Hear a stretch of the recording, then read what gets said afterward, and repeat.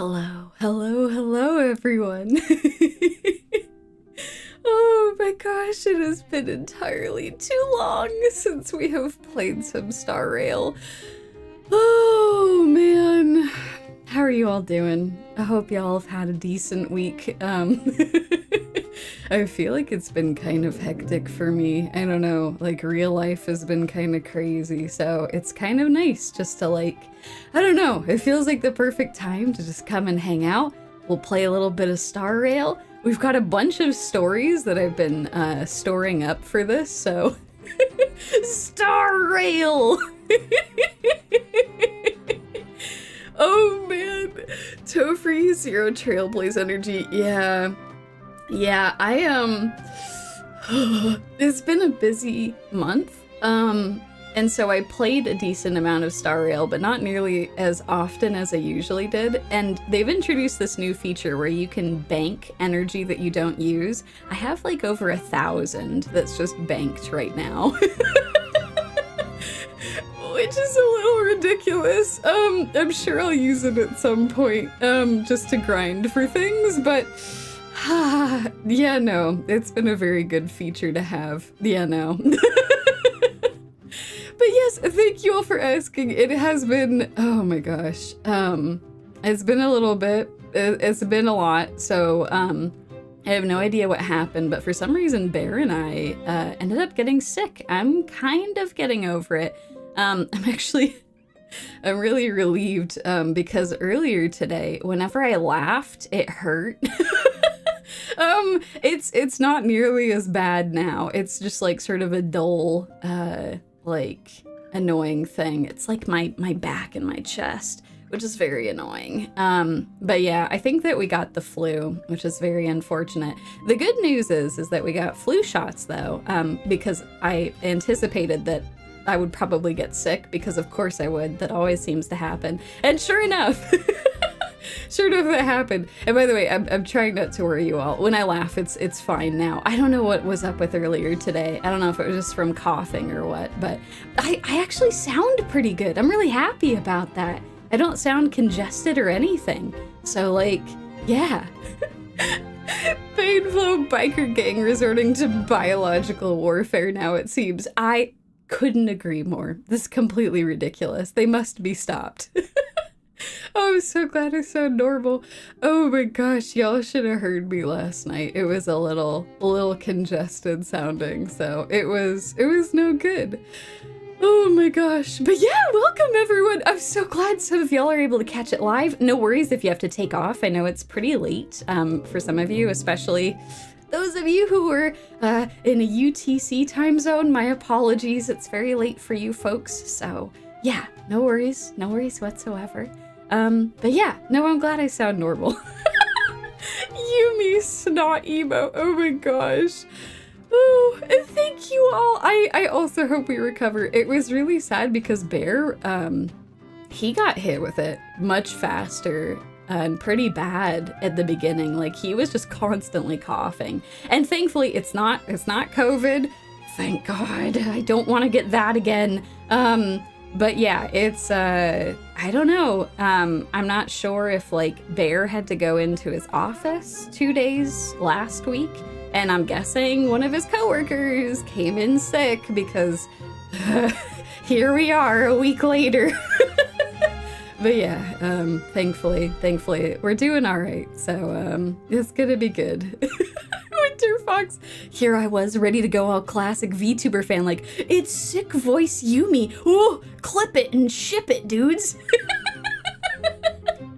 No, I'm sure at some point you all will be able to listen to me just, oh gosh, it's really bad actually. When I get really sick, oh, it's terrible. Like you can absolutely tell, like my energy is way lower. I sound so horrible and mucusy. Ugh. It's no good. But yeah, I'm very happy that I sound good. If I hadn't sounded good, I probably would have canceled the stream, but we're okay. Yeah, we're doing all right. I got a bunch of water. Yeah, okay, y'all. I'm kind of torn because I actually have enough. I have 185 pulls again. I don't know know how that happened. There were very generous events between this and our last video. So I have 185 pulls again, which is great because Huohuo is coming out next patch, and I really, really want her. She's extremely adorable. Desperately want her. But at the same time, I'll probably get some more pulls in between this and the next stream, right? So like, I was kind of thinking of maybe making 10 or 20 pulls. Because I want Guinaifen really bad. She's so dang cute. Like, oh. So yeah, I think we'll probably do that near the end. We'll go through some stories first, and then we'll do some polls, and then I've got some like fun, like last events that we can check out. So it will be good. But yes, no, the free polls is what's compelling me to actually make some polls. I think it will be good. But yeah, okay, so I think that what we're gonna do is we're gonna hop right into some stories, I think, because I accidentally started one. I didn't mean to. There was this letter that was sitting in here. Here, let me show you all. Let's pull up game. Okay, so like, there was this letter. It was sitting right here. And it was so enticing. It was glowing. It was sparkling. And I was like, oh, a letter? I want to open the letter. And so I opened the letter and I read it and I'm like, wait, oh no, this is a character story, isn't this? And yes, it was. And do you know what else is horrible? Is that the next part of this quest, I have to go talk to PomPom. So I haven't talked to PomPom ever since I opened this letter, which was a month ago. I have leveled up since then and I haven't claimed my rewards because every time I go try to talk to PomPom, it starts that quest. And I'm like, oh God, I want to save that for when we stream. So it was like literally right after this patch dropped. Actually, that was like 5 weeks ago, wasn't it? And I'm like, oh my God, a shiny letter. I'm so excited. What does it say? And alas. So anyway, I have, because I can't seem to find how to pull up the letter, I have gone and I have transcribed what the letter said. I have gone and searched through the internet in order to bring this to you all so that you don't miss a beat, even though I accidentally started this quest. So I'm gonna pull up this real quick, just so we don't get any dialogue interrupting us in the background. Okay, so here is what this magical shiny letter actually said. Oh no, Mellow PomPom depressed every day without a Yumie interaction. I'm not gonna lie, that's been killing me. Like, up to this point, PomPom was like, it's Yumie, my favorite person. And now I'm so terrified. PomPom will be like, why didn't you talk to me? Why didn't you talk to me for a month? And I'll be like, listen, I opened a letter that I wasn't supposed to. And then every time I tried to talk to you, it started trying to continue this quest. Okay, so we're finally continuing this quest. I can finally talk to PomPom. Everything is okay. Everything is restored. But anyway, okay, so here's what the letter said. I opened the shiny letter and it said this. It is a letter of unknown origin. And it said this. It was addressed to our good boy, Baiheng, who is currently one of the, he's one of the people we're traveling with on the Astral Express. He has kind of a rough history that we've been getting into. His past life used to be one of the heads of the Vidyadhara, which are the dragon people. And he didn't really want that anymore, so there's been a lot of conflict. We've gone through his story as well as Bailu's, and this is kind of the next step in that. There was this very shiny letter addressed to him, and it said, I have learned of your return to your home, how you upended the ancient seas and saved the world from danger. I'm sure this has recovered your forgotten memories. In accordance with our old vow, we should once again roam our lands of past, drink in celebration, and recount our great adventures. So, super gloss. Wow, people write with white ink, nice. I know, so impressive of them doing this on red paper and everything too. But yeah, so someone from Danny Boy's past has written him a letter being like, come, let's drink and recount our old great adventures. So anyway, given the fact that people from Danny Boy's past have generally not been super happy to see him, this was kind of a surprising letter to open. So anyway, what I was prompted to do was to go ask PomPom about it, because why was this letter here? Where had it come from? Does PomPom know anything? So anyway, we're going to hop into this now. We're going to figure out this mystery here. A month in the making. God, I can't believe it's been a month. Okay, hi PomPom. I can finally talk to you. How's it going? Heave ho! Heave ho! Huh? Trailblazer, do you need help with something? Oh, don't be disappointed in me, PomPom. I'm sorry, it's been so long. There was a letter on the table, PomPom. It was addressed to Danny Boy, and it seemed very familiar with him. Do you know who sent that letter? PomPom's been cleaning up this whole time and didn't see any letters. Okay, that's really creepy. PomPom, you're the conductor. You're supposed to know this stuff. Did someone sneak onto the express? How would you not know that? What? Don't scare PomPom like that. Why are there always strange things sneaking onto our train? PomPom is going to upgrade the security level around here. You know, that's probably a good idea, PomPom, if people are sneaking onto your train. What does the letter say? Yeah, here, you can read it, PomPom. Let me know what you think. It looks like an invitation. Who could have sent it? Does Don Hong have any friends on the Law Fu? If PomPom remembers correctly, he said he was exiled from there, right? Yes, that is correct. Although, our wonderful Shogun man was quite fond of him, so it could be him. I'd be fine with that. I like our beautiful Jingyuan. I'd be fine visiting him. Ah, yes, friends! Oh, that's right. You know, I guess that's fair. Enemies, Blade is not very fond of our Danny Boy, but I don't think it's from Blade. This is kind of a friendly letter. I think it could be Jingyuan. Unlikely. If the general sent the letter, he would have signed it. Oh, you know, that's actually, it's actually a fair point. Why don't you show Don Hong the letter? You know where to find him. Yes, he is indeed in the archives. Sounds good. Let's do it. Man, it is true. Just about anyone shows up on the Express whenever they want. Man, that's true. Blade doesn't write letters. He's too busy being depressed. Man, I need to know more about this Blade character. I'm hoping at some point they'll tell us more, because so far all that we know is that he and Danny Boy have been on very bad terms. Like, for a long, long time. Okay. Let's go to the passenger cabin. We're gonna go find Danny Boy. I'd also like to introduce you all to a new friend of mine. You're gonna see more of her a little bit later, but this is Bubbles. Bubbles and I have become very good friends over the last month.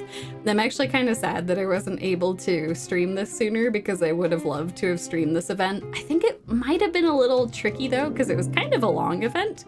Yes! Yes, no, I called him Bubbles too. So there is this delightful event that's currently going on, which is legally distinct Pokemon, essentially. And you get the option to name this Warp Trotter, who is your little friend. And I decided to name this beloved Warp Trotter Bubbles, because Bubbles was so perfect. It's just such a good name. Look, it's Bubbles. It's perfect. But anyway, at the very end, I desperately didn't want to part ways with Bubbles. And so Bubbles is here forever now. Yes, not Pokemon. Bubbles is best boy, girl, pig. Yes, exactly. Are her legs stretchy? Can you wear Bubbles like a bicycle helmet? I feel like that would be kind of fantastic, that I could actually go everywhere with Bubbles. But yeah, no, you can find Bubbles on the Express, and you can also go and find Bubbles on the space station, which is kind of fantastic. But yes, I am so delighted. Hold on, we're gonna continue this quest in a second, but this is more important. We need to talk with Bubbles. Hello, Bubbles. The Trotter is trying to get your attention. It does not want to be ignored. Let's play with it very briefly. Here's the thing. Trotter Lord is fantastic. There were some fantastic names. I also thought about Trotter Lord, but I really wanted to go with Bubbles. It was a hard decision though. Okay, we're gonna play briefly. The Trotter is wriggling about. It seems to be waiting for you to make a move. We're going to pat it on the head. Look how happy Bubbles is! The little jump is so cute! The Trotter lets out a squeal of excitement, scrunching up its nose in response. It's very happy. It's so good! I could do this for entirely too long, so we're gonna stop. I just did this on repeat the other day. And we got things we're gonna do, but it's okay, Bubbles. I'll come back for you. It'll be good. That'll do, Bubbles. That'll do. The Trotter still looks full of energy, but people can't afford to put all their limited energy into endless play sessions with Trotters. It's okay, Bubbles. I'll be back for you. Good, Bubbles. Okay. Diversion is over. Oh, God. I do want to bring Bubbles with me everywhere. What's up, Danny boy? All right.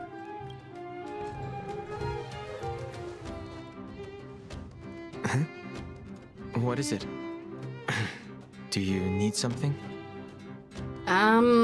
There's a letter for you. Someone is inviting you to return to old ground, which is, I don't know, could be a friend? Not sure exactly. There's no signature, and it doesn't mention a time or place. Looks like whoever sent this expects me to remember. Yeah, it does seem that way. Unfortunately, I'm going to disappoint them. That's okay, Danny boy. I mean, it's amazing you remember anything from your past life. Do you need any help? I'm happy to lend whatever I can, Danny boy. Thanks, but I don't even know where to start. That's okay. We can figure something out. Let me hold on to the letter. Anything related to Danfeng's past should be handled with care. Yeah, fair enough. Here you go. Feel free to have it. It's yours. But let me know if you need anything, okay? I'm happy to help you. Oh, he looks so forlorn.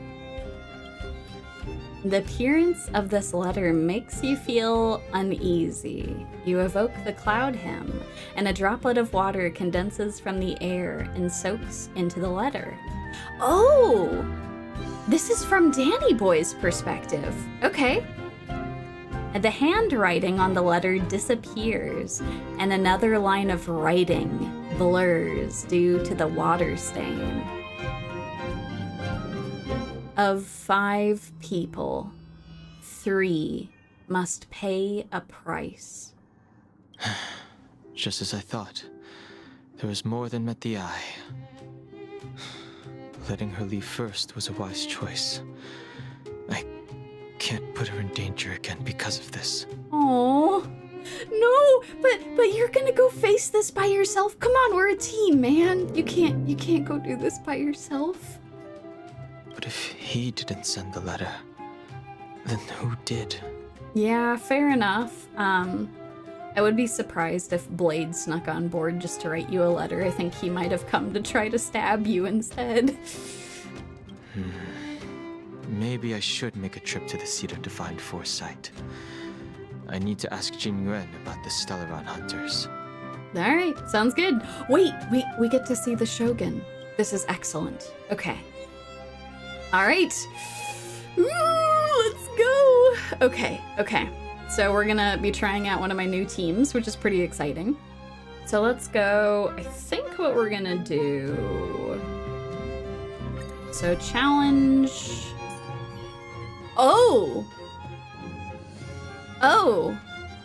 Never mind. One of our spots is already for sure filled. Okay. It's funny, I was actually going to talk about her. I have been borrowing her from other players. That's a wonderful thing you can do in this game, is for many challenges you can borrow characters that people have leveled up. And I've been using her and she's kind of dumb. Like, she does a lot of damage. So I'm fine with her being here. Blade, teehee. Now just to leave this friendly letter for my old friend Danny boy. Can you imagine? That would be like the ultimate gap moe. Secretly, Blade this whole time has just been a tsundere. All right, let's bring her though. Okay, you're getting added to the team. Welcome. Then we're gonna grab our girl. We're going to go grab. They're suggesting fire, so let's go grab our girl. And then we'll go grab Lynx. Our sweet little Lynxie.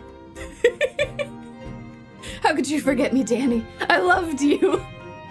Oh my god, what if that's just been it this whole time? Blade is just upset that Danny has forgotten him. And so he's just being very, very, he's having a hard time processing his feelings. It's Silverwolf playing matchmaker. Oh god. Okay, I think this is a pretty alright team. Let's do it. Let's hop into it. I've become kind of obsessed with the Fufu Lynxie combo. It's kind of dumb, if I'm being totally honest. Fufu is really, really good. So, you know, that's good. Been a big fan. So let's hop into it. Alrighty. Oh gosh. She looks very nice. I haven't actually had a chance to like look at her full character model like this because I only ever use her for challenges. Ooh, she looks nice. Blade's unrequited love letter. What a twist.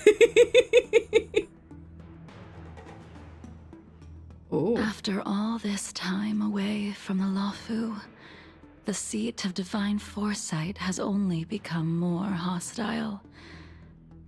It's quite reassuring. Relax. You needn't be so cautious, young man. I'm just reminiscing about the old days. So, from what I understand, she was essentially the Shogun before Jingliu. So she was his teacher.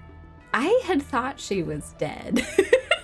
There was like this very beautiful animated trailer that they did during Jingliu's banner.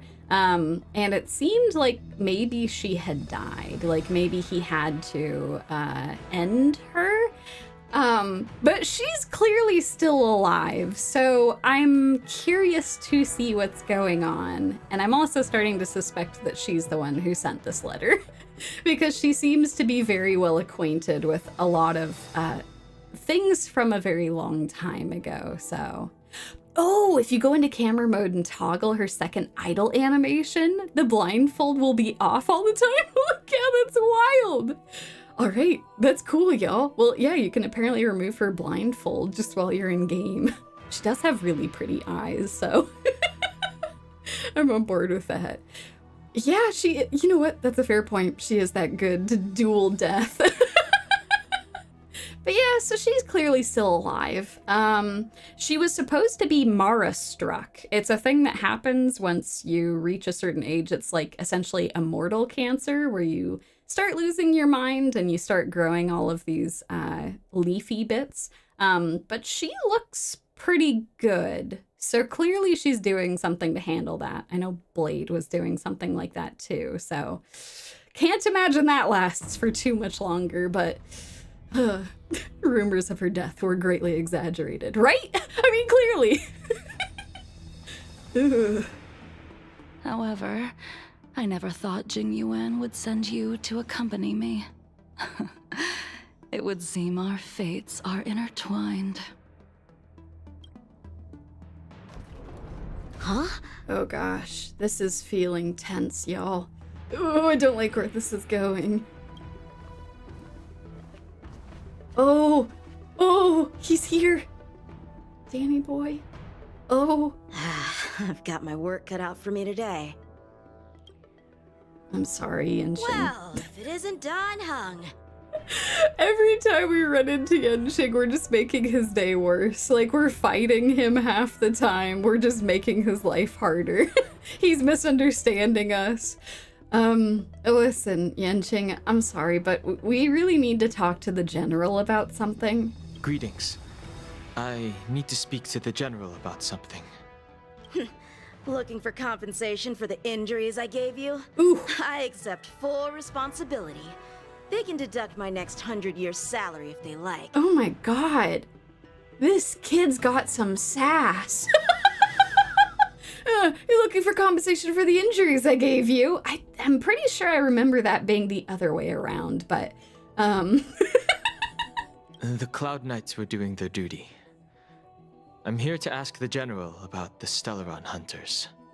You came at a bad time. The general is busy with urgent work. You probably won't be able to meet with him today. But he did leave a message. Don Hung, do you recognize the person on the steps?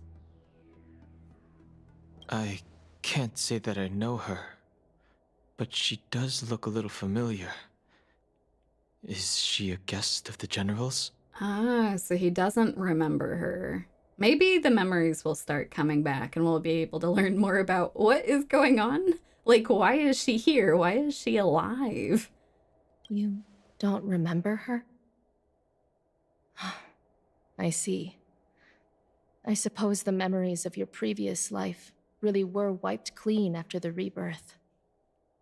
That is Jingliu, the previous sword champion of the Xianzhou La Fu.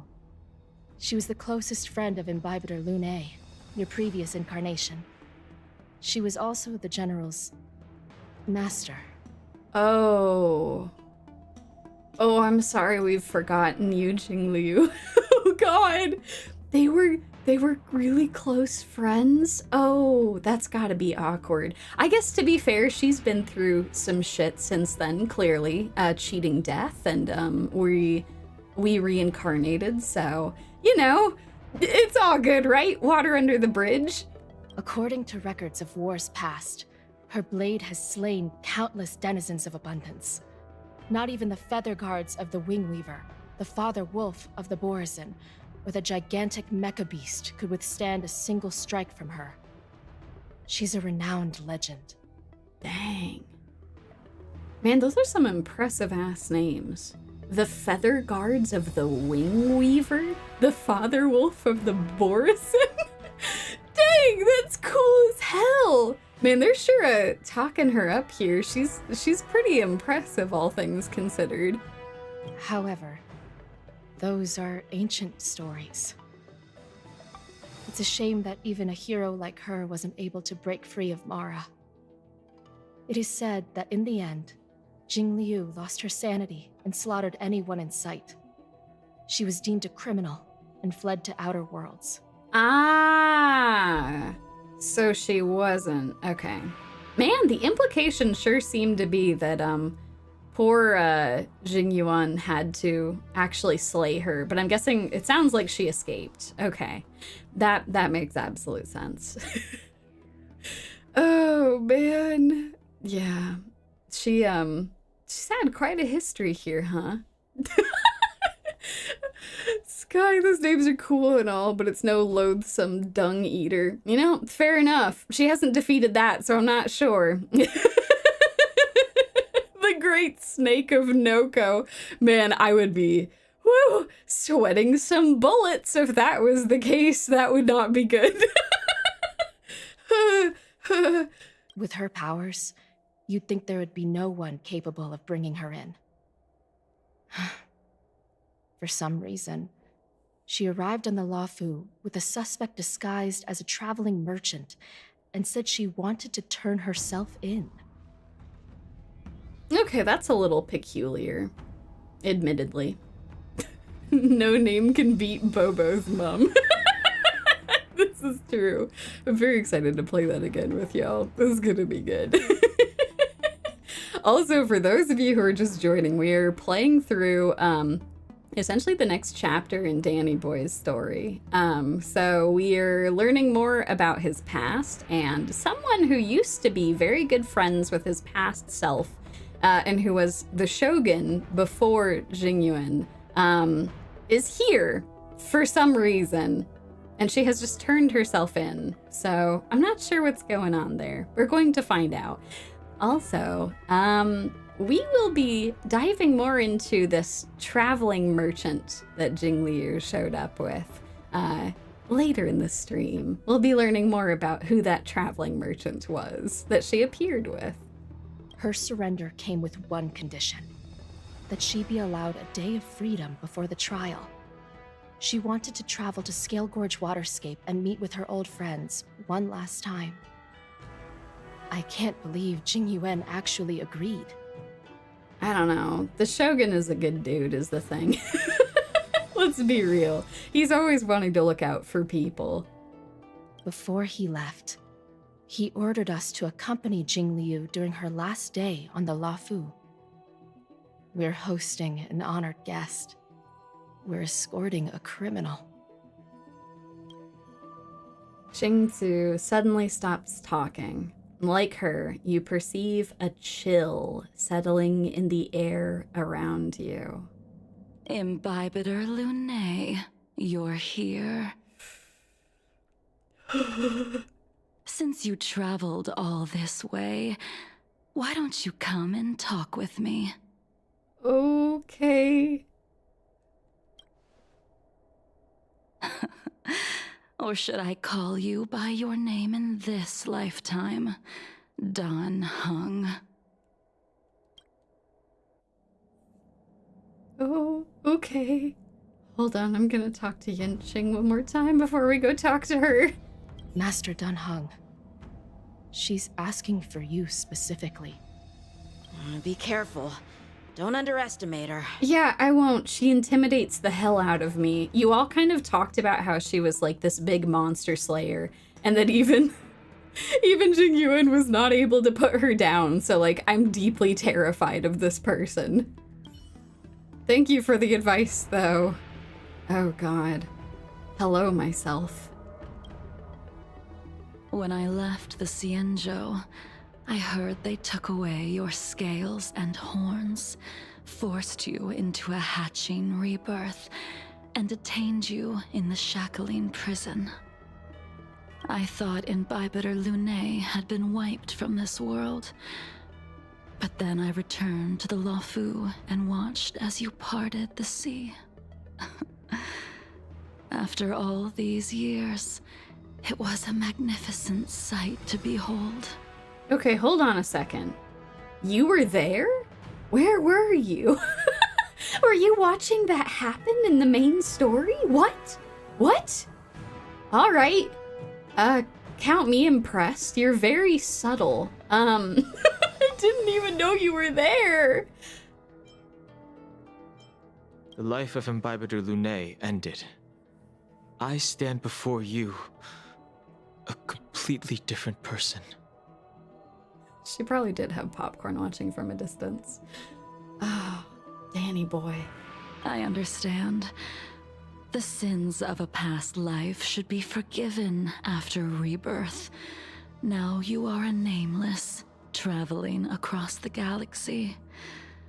But can anyone really bid farewell to their past? If my guess is correct, the preceptors were unwilling to allow the Ichor line to end, and hoped for the Imbibitor Lunae's resurrection. That is why they tampered with the molting rebirth, and turned you into what you are now. Yeah, fair enough. We did have to deal with that with Bailu, where they were like, no, Danny boy, you need to be the High Elder, not this little girl. And like, oh god, that was a mess. All these names, can you imagine the phone books, right? I don't know, man. The Immortals really like their very long names. And you know, Shadow Buddy, that's honestly, I was getting kind of a similar vibe. Because, like, Jingliu definitely has, like, a very rich voice that I definitely could see as being seductive. But she's also giving a very good read of, like, she does just sound so exhausted, which is kind of fitting. Like, she's lived a very long, exhausting life, and she's like, well, I'm here for my last day. It's good to see you again, my former old friend who doesn't remember me now that you've been reborn. She is just so tired of life, god damn.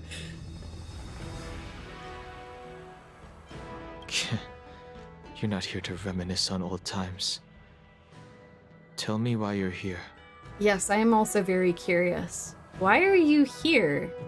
You didn't hear? That Vidyadhara girl explained it clear as day. I returned to the Luofu so I could surrender myself to the Alliance and atone for my sins. Wow. I mean, if that's true, that's pretty honorable of you. From what I understand, you did kill a lot of people, so that's probably a good idea. But yeah, no, I also have some doubt. I'm a little skeptical if I'm being totally real. I did, however, have one request before the trial. I asked to be given a single day to go and see old friends, and to fulfill promises I made long ago. Okay. Let's say I believe you. I can probably help you with that. I'm still a little suspicious though. Jingyuan has always been an understanding person. He heard that you would be coming and agreed to my request. Oh, Shogun. Shogun-san is very good. He's such a good dude. So, you're the one that mailed the letter to the Express. Yeah, that makes sense.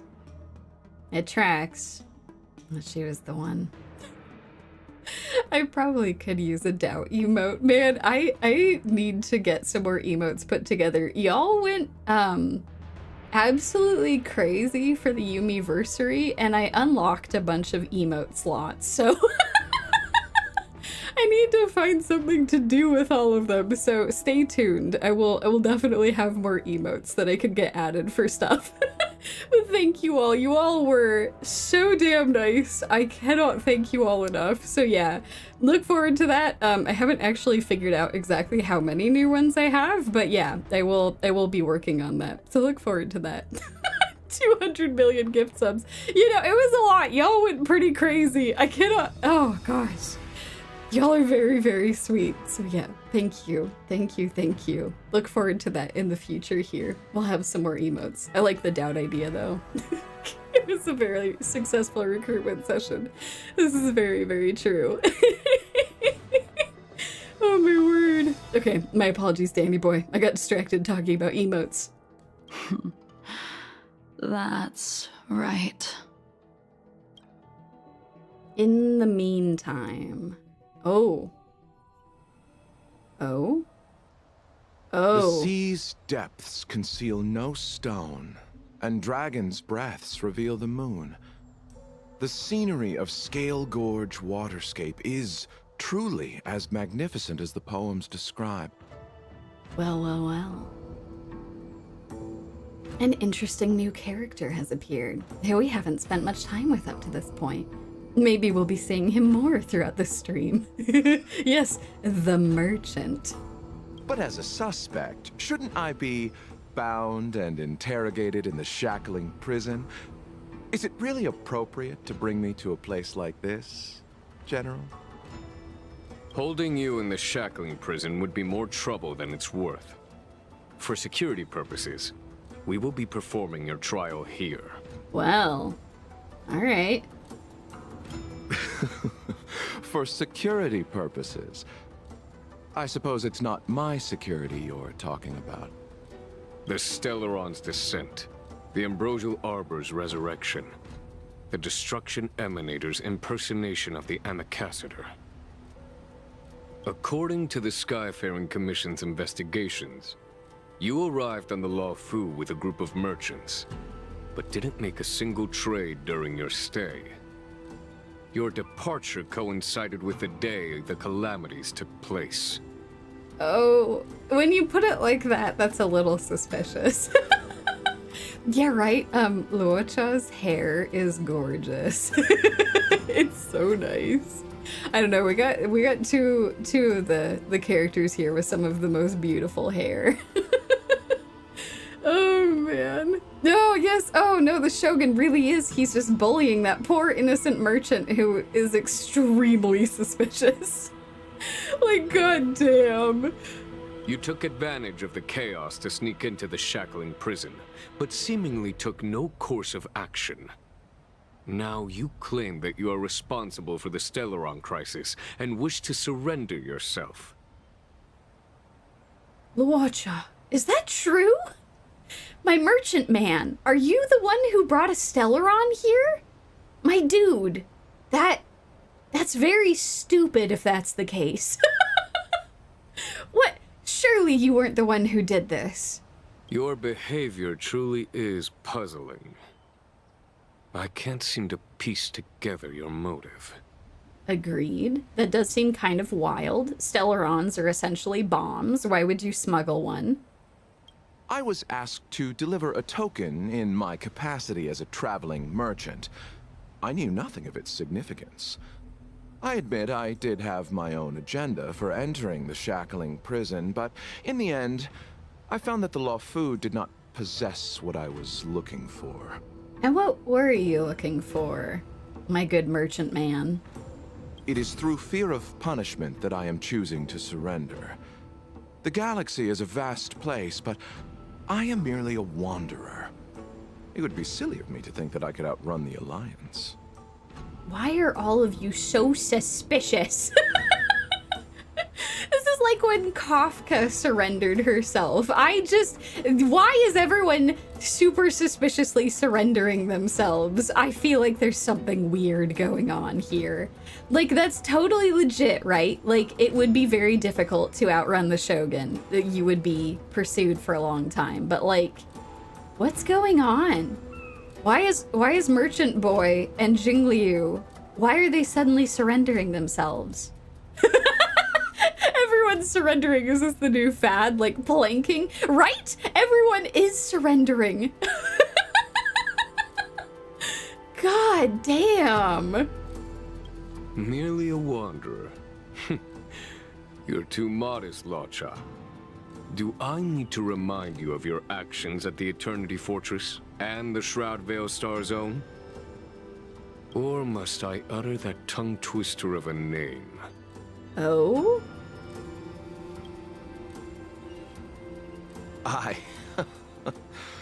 Well, they don't call you the Divine Foresight for nothing, General. All right, Merchant Boy. What have you been up to?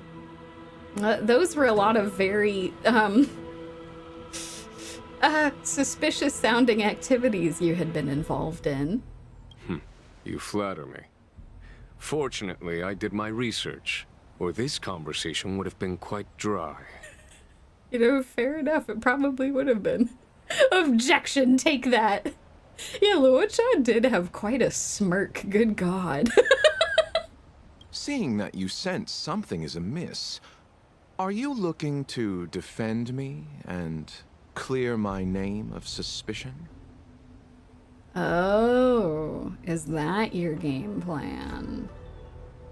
Trying to win the Shogun over to seeing that maybe you were set up.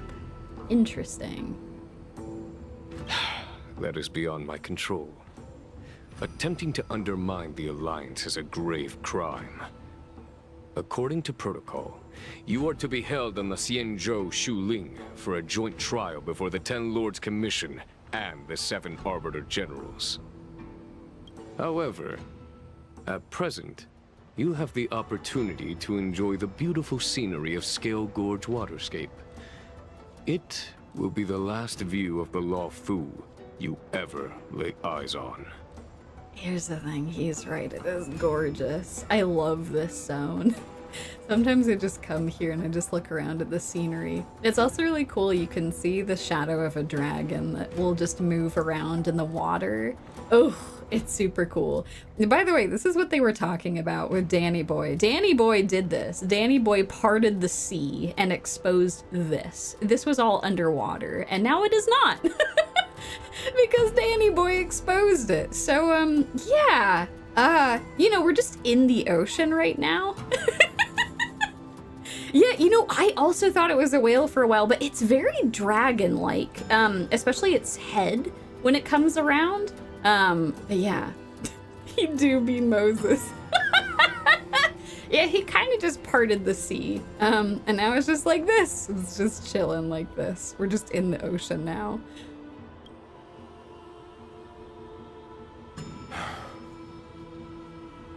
She told me that the High Cloud Quintet once gathered and feasted here hundreds of years ago.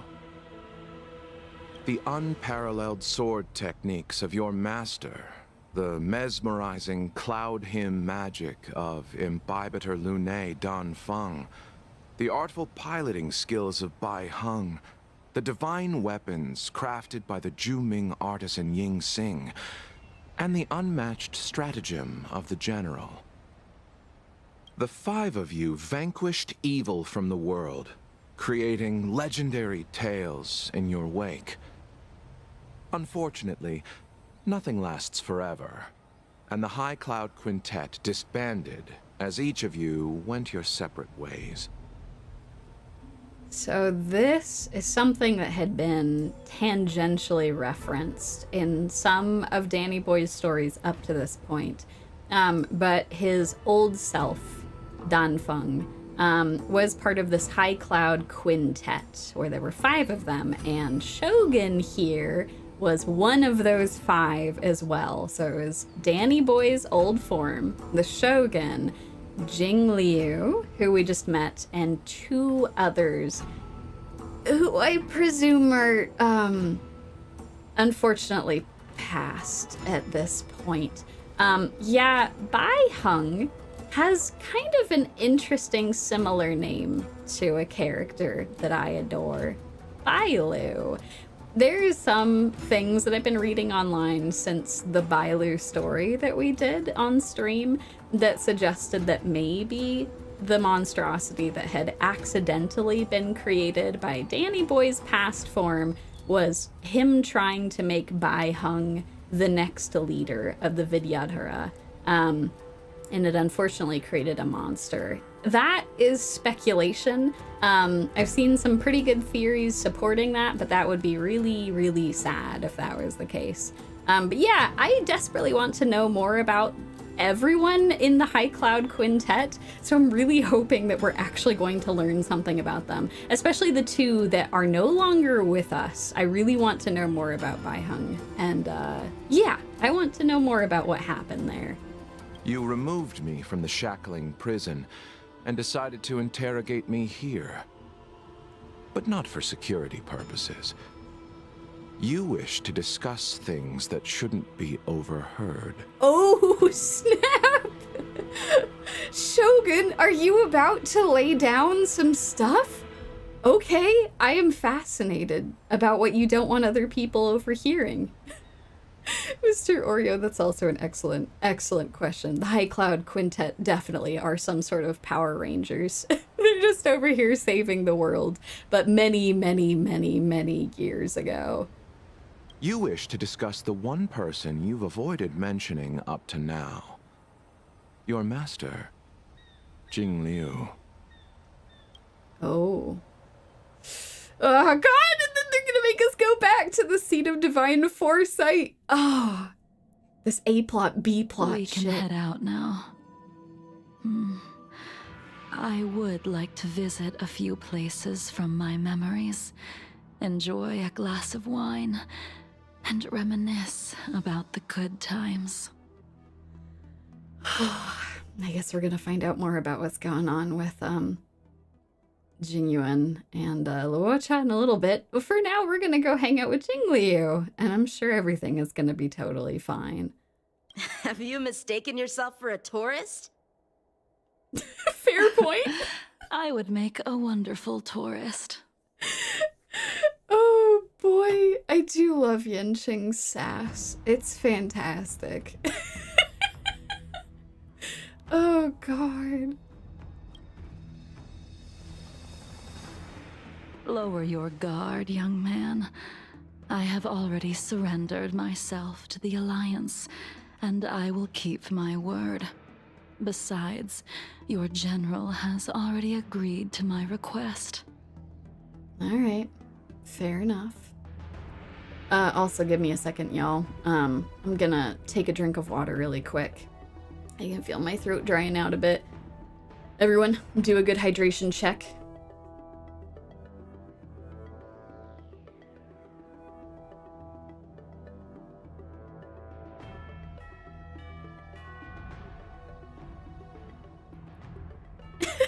This is actually France.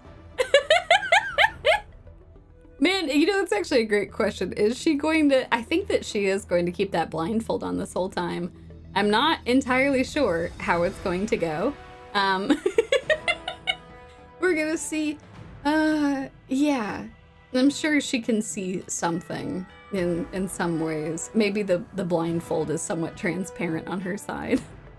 Oh man, I love citron and yuzu tea. Oh my gosh. I probably should get some tea after this. I've just been drinking a bunch of water. Drinking a bunch of water with some cold meds and then like cough drops and stuff. But yeah, that has been very good. Oh man, I had heard some rumors that the blindfold helps with the immortal cancer. That makes sense why she'd want to keep it on then, so that she doesn't start growing trees and leaves from her limbs. That would be good. Definitely want to avoid that. All right, Jingliu, let's go on your sightseeing tour, I guess. Definitely not suspicious. Imbibitor Lunae, you must accompany me. I won't take no for an answer. Regardless of whether you're still interested in your previous life, accepting my letter means that you've accepted my invitation. All right, I guess I can't say no. I'm a little terrified of you, so, where to, Jingliu? Where are we going? Lead the way. Oh, God. Where should we start? Should we go to Stargazer Navalia first, or to the Artisanship Commission? Why don't you pick? What sounds good to you? Please don't kill me. So many memories are swirling inside my head. I can't get a grasp on any of them. Well, that's not good. When the people of the Xianzhou live to be more than 1,000 years old, each day is like carrying the weight of a mountain through an interminable maze. Yeah, that's a really long time to live. How hard is it to choose a destination? We're going to Stargazer Navalia. Problem solved. Yanqing! You beautiful, beautiful boy. Oh my god. He's like, enough of this rambling on about being old. We're going to this place, all right? Problem solved. Oh, Yanqing, thank you for coming with us. God knows we need you right now.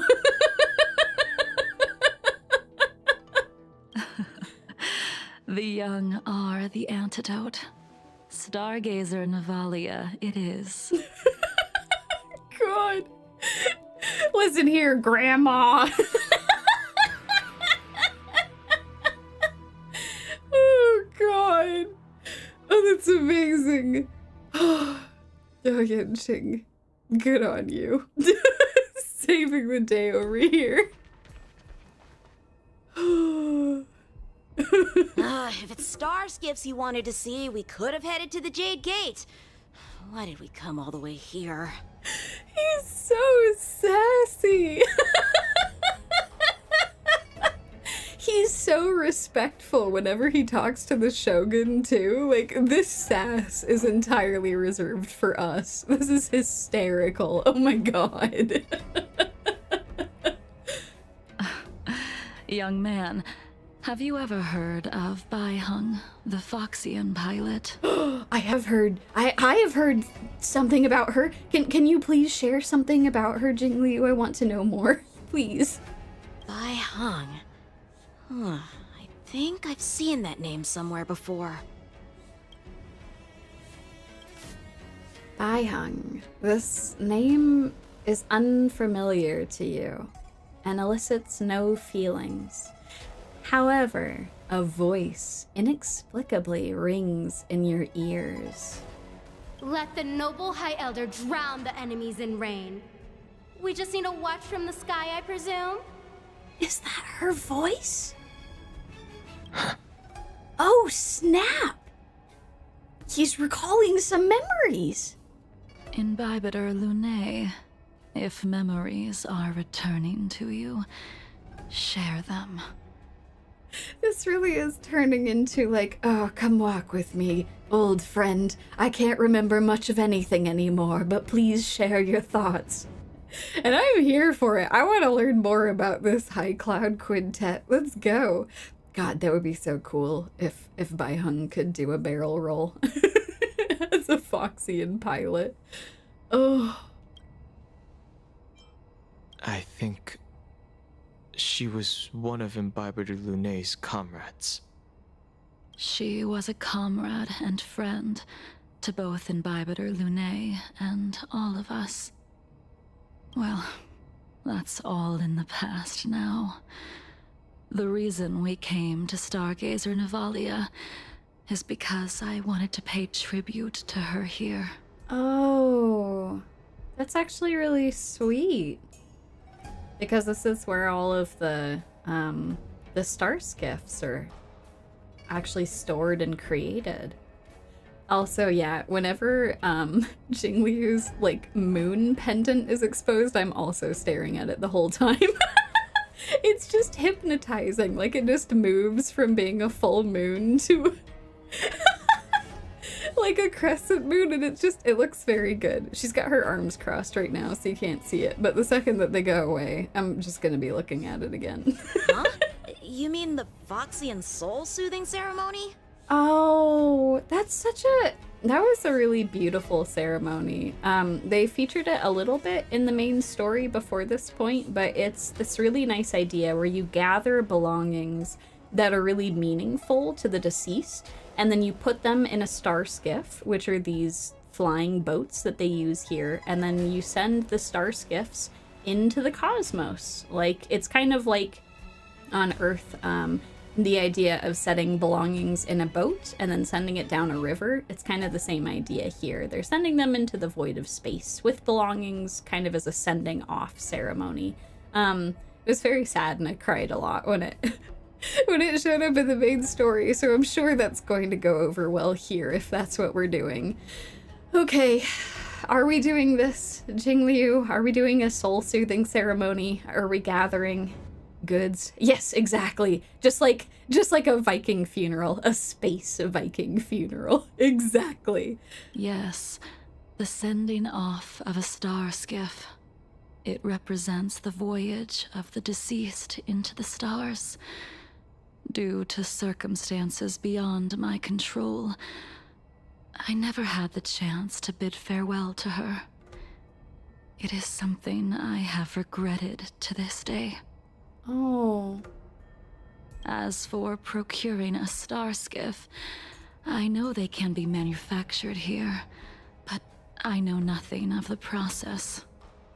I see. Follow me. Oh, Yenching, good boy. Helping us out. Trying to do a sign-off. I don't know anything about manufacturing Starskiffs either. But getting these machines to work shouldn't be too hard.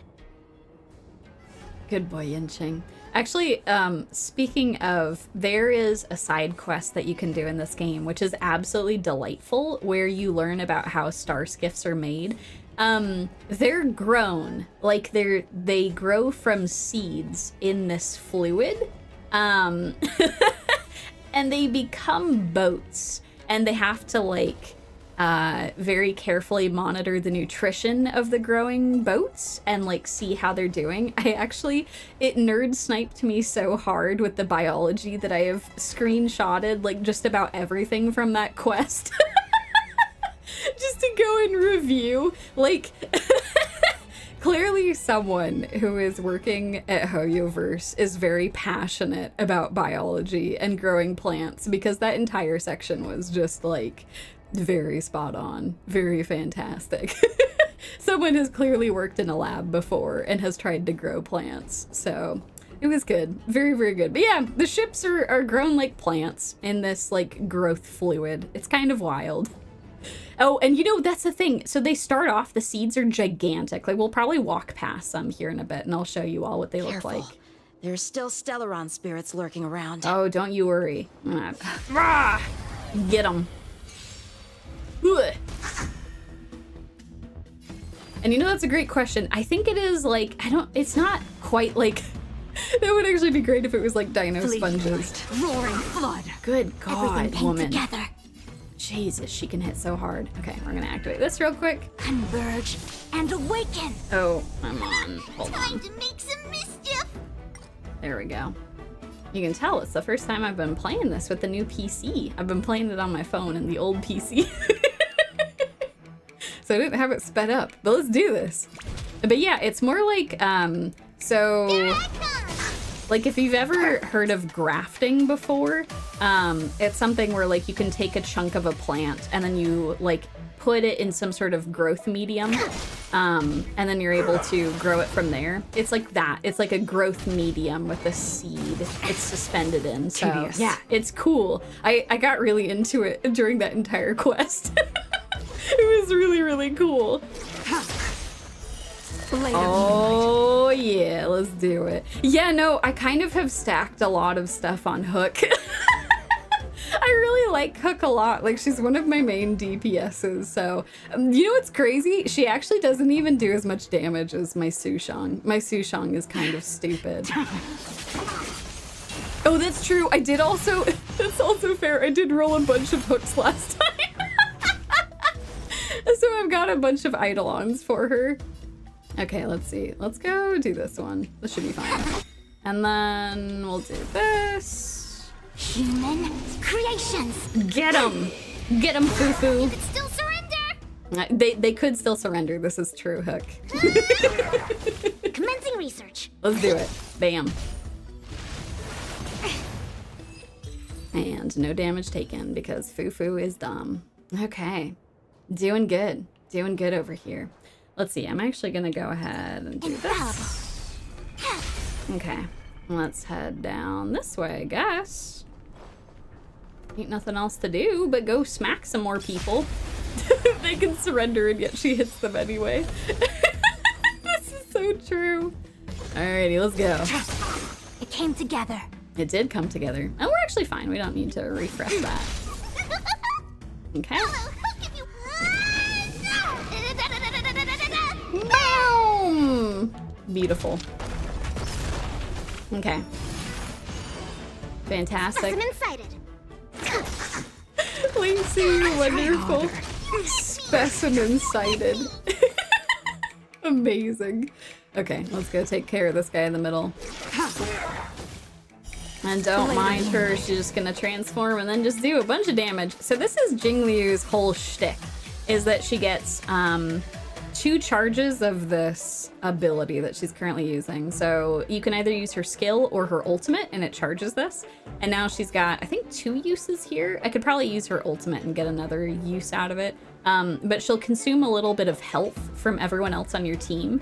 You can kind of see it preemptively showing that. There's this little orange bit, or this little chunk of everyone's health that's going to be shaved off. But yeah, it's good. Can't stop now. Yeah, no, the dynamic music is fantastic hype. It's so good. Okay, we're going to do this, I think. As one. And then let's go ahead and use her ultimate. I'll show you guys what this does. This is dumb. This is so dumb. She does so much damage. In lunar flame, Dear God. I think the legends might have been true. All things shift in divination. You tell him, Fufu. Oh, here it is, here it is. Okay, here. Okay. So you see this gigantic vat here? This is them growing a Starskiff. So this is actually like almost a fully grown Starskiff. It's almost ready to go. So like these are like the fully grown ones, but there's ones that are a lot younger that we can probably find somewhere around here. But anyway, this is culture medium that it's in. So it's like very high nutrient rich fluid. And then this seed has grown into a boat in the center. So, yep. It's absolutely wild. Okay, let's go. I wonder if we can find some. This one also looks fully grown. We might only see fully grown ones, but that's okay. Okay. We're gonna move some We've stuff. arrived. All ship production in Stargazer Navalia starts here. Just enter the command into the device. The vessel used to cultivate Starskiff seeds will be activated, and a ship will appear in the skyport soon after. Dang, Yenshing. That's useful. Let's do it.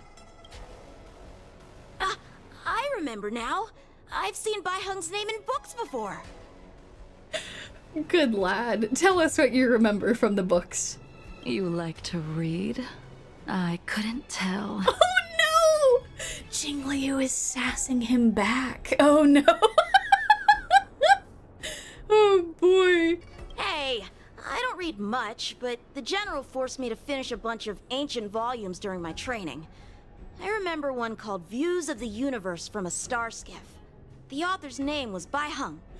Oh god, I can't get over how much she just roasted him there. It's true, she didn't have to do him like that. I'm actually really proud of him. He's remembered this. He definitely is a little more concerned with learning how to swing a sword as opposed to reading, but he has remembered the name of this book. That is good. A book that Baiheng wrote. That's good. Says the one with the blindfold. Also fair. Also very true. I love the writers for this. Oh god. That's right. Baiheng was the one who wrote that travelogue. It was actually really interesting. 90% of it was about Starskiff crashes on different worlds and dangerous situations. It also had records of local species and ecosystems. God, that sounds like a very fun book to read. I remember thinking, how could an ace pilot crash land her Starskiff so many times? Then I realized that every time, she made the best of the situation and got back alive. Her luck really was out of this world. Yeah, no kidding. That's kind of wild. Man, it's true. This last week we really have gone from first a Blue Archive roasting event now to Star Rail roasting. So much beautiful sass from all these characters. It's fantastic. Indeed. Her luck always astonished us. Whenever she piloted a mission, you could almost guarantee a narrow escape from the jaws of some abundance behemoth, or a miraculous return from behind enemy lines. Very few Starskiffs she piloted were able to return to port in one piece. The folks at the Skyfaring Commission secretly referred to her as the Starskiff Killer. That's actually amazing. She's always making it back in one piece, but her boats are not. So they're like, oh god, she's just gonna destroy one of our boats again. The Starskiff Killer. Oh god. The One Piece. She is returning with the One Piece. Oh god. She also possessed an uncanny ability to predict future events. Inauspicious ones, at least. Every ill omen that came out of her mouth would sure enough come true. Very few Cloud Knights had the courage to accompany her on missions. Yeah, I wonder why. It seems like every time she goes out, a boat gets destroyed. And just because she's making it back doesn't mean they will. However, when it came to surviving, her fortunes were incredible. Even in the worst situations imaginable, she was always able to turn the tide. Luck is a type of strength, after all. I hope that this ship, built for the Starskiff killer, will also be able to return to the stars. Oh, that's honestly kind of sweet. I'm now starting to think that Jingliu is a little bit less suspicious and more just like understanding her mortality here. I can get behind that, trying to be like, you know, I'm too old for this shit. All of these people who I knew are gone now. I'm just running away through the galaxy. Maybe I should stop. Maybe I should just, like, accept that I'm getting too old for this. Before long, the Starskiff assembly line starts. The Starskiff assembly line has been activated. Ah, yeah. The Starskiff will take shape and enter the skyport. Let's go wait for it there. It won't be long. Sounds good, sounds good. Thank you, young man. Oh no! We're going to pilot the Starskiff and crash into your god. Yeah, no, I imagine Baiheng's insurance premiums were terrible. She destroyed so many boats. Oh yeah, so this is what the boats look like when they're done. Can you believe this? This used to be a seed. It's a boat now. They grew a boat. Oh, if you look up there, you can actually see like different levels of Starskiffs that are all getting transported around. Like up in the sky, they're moving around. Some of them are little tiny seeds. Some of them are fully grown, just getting moved around. Oh, it's good. I enjoy this sort of thing. I'm sorry. I like that they grow their boats. See, the Starskiff is complete. God, I am pretty impressed. That did happen very, very quickly. Her nickname was probably Torpedo because she was great at wrecking ships. You know, it does look like the head of a seagull. It does look like it has like a little beak that's going on. Oh. After being away from the Luofu for so long, I can finally say farewell to you. Oh. So, what happened to Baiheng in the end? Yeah. What did happen to Baiheng in the end? In the end, I do not think the details are necessary. We are here today to commemorate her. Damn it, Jingliu. Reminisce more. Tell me what happened to her. Confirm my theories. Imbibe or Lune, do you still remember the battle against Shuhu? Shuhu? That name does not ring a bell. Shuhu. So what you're saying is, in the end, it didn't even matter. God damn it, now I'm gonna have that stuck in my head. Oh god. Oh gee, what do you think Baiheng did in the end, Yinqing? Yeah, that's probably a fair point, Baneflow. Yeah, something bad happened. Okay, does the battle against Shuhu have something to do with Baiheng? Tell me, Jingliu. It was a bloody battle against the denizens of abundance. The Abundance Emanator, Shuhu, rallied a great army and attacked the Alliance. I read about it in the Shackling prison. Man, Danny Boy makes me so sad. Like, he spent so much time in this horrible prison for crimes that his past self committed. I'm amazed that he even bothers coming back to this place. Like, Jesus, man. Okay, so the Abundance Emanator. So the way that stuff works is that there's essentially gods in this world. They're called eons. Stupid powerful. The universe bends to their will and their whims, and a lot of times they just kind of like do whatever they want, for better or worse.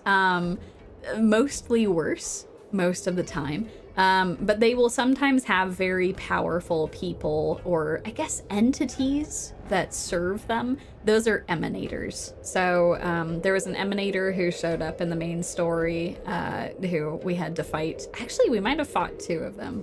I'm trying to remember if this thing that we fought at Herda's space station was an emanator or not.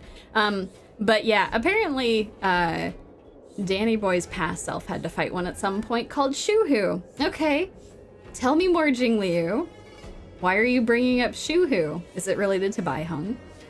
Yeah, the not Tingyun. You seem to be interested in learning about your past life. Yes, please. I am extremely interested. Tell me, Jingliu, please. Do you remember? Still, all of that was erased. After Shuhu attacked the borders, he disappeared without a trace. There are no records of his remains either. Interesting. Why do you bring this up, Jingliu? What does this have to do with Baiheng? Tell me. Okay, thank you all for confirming that. I didn't think that the Herda boss was an emanator. I think that the emanator that we fought, the most recent one, I think was the only one we fought. And she was, to be fair, very powerful. Dear God, she was an interesting being to fight, to say the least. Let me refresh your memory. During that battle, Baiheng, being the headstrong girl that she was, managed to exhaust the luck that was bestowed upon her by the Rainbow Arbiter. Oh no! Okay. So this confirms that she didn't become, at least it seems like she didn't become a monster or anything. So that's something. But she exhausted the luck. Oh, and then she, in a fight against an emanator of the abundance, that's so sad. She charged ahead and shattered the enemy's defenses, allowing the Xianzhou soldiers to break through Shuhu's sanguinary abyss and awaken you from your dragon's delirium. She was not able to walk out of that fight. We all shoulder a debt that we will never be able to repay. Yeah. Oh, God. That's so sad. She ran out of luck, had to pity. God, it's true. Oh, that's so sad. It does sound like she went out with a bang. And yeah, y'all are right, thank you. I couldn't remember the name from Herda's space station, but yes, the creature there was a doomsday beast, which I think is different. That's just like a higher level monster, I think, as opposed to an emanator. So thank you all. Oh God, poor Baiheng. But she did so much to help during this fight. For the Cloud Knights, giving up one's life on the battlefield is an honor. But that wasn't something you believed in Bibiter Lunay. You couldn't accept that Baiheng was gone. Instead of leaving her to eternal rest, you decided to... You made a mistake that can never be undone. Oh, snap. Wait, it is... Okay, we're coming back to the theory again, though. Holy cow, wait. He tried to resurrect her? Oh, no. Oh, past Danny boy. Oh, no. Oh, that's honestly really sad. He wanted to resurrect her. And I think based on what happened and what we were told during his and Bailu's story, it sounds like he resurrected a monster.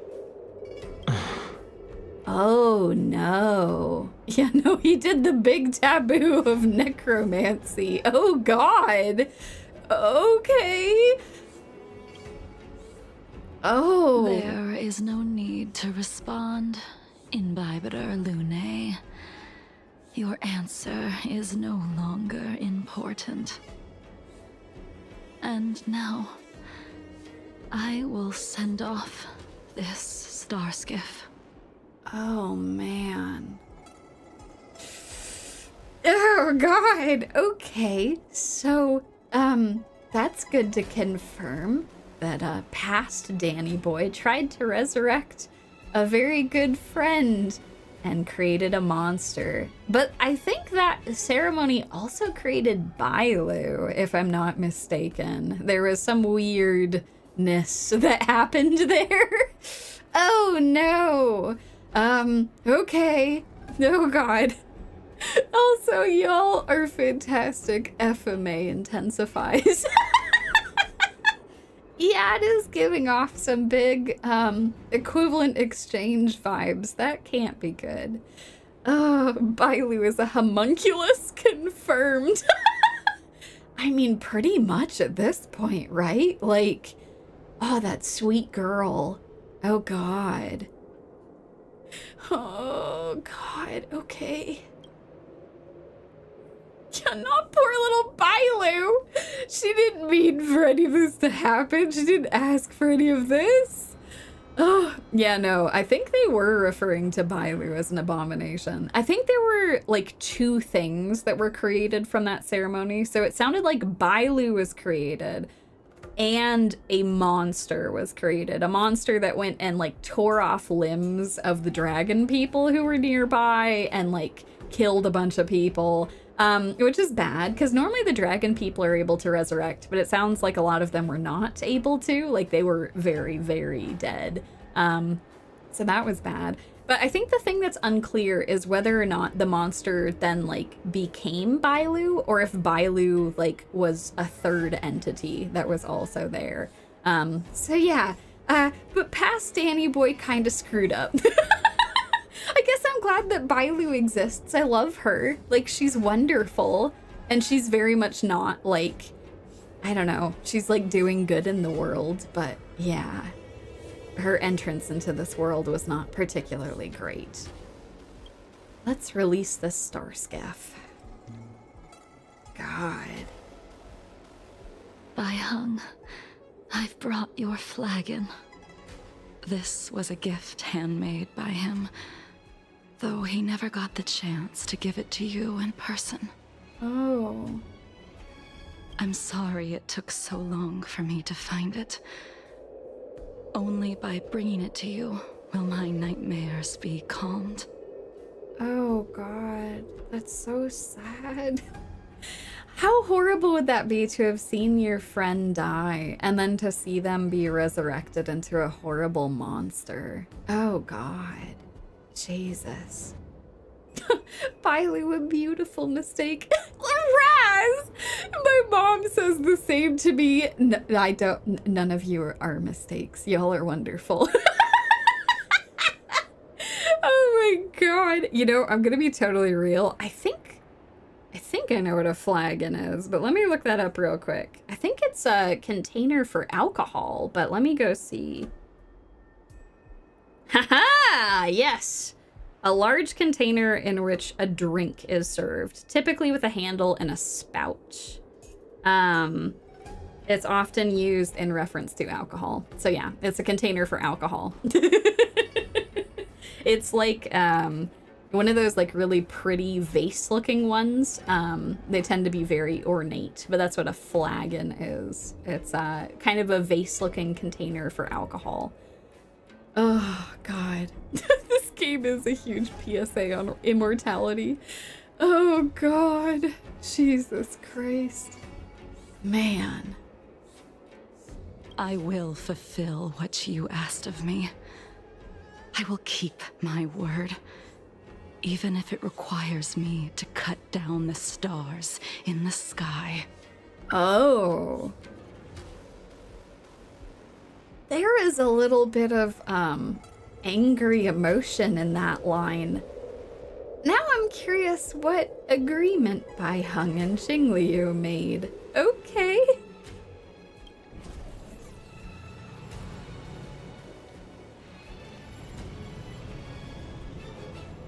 I'm a little nervous about what it is she needs to cut down. Let's go.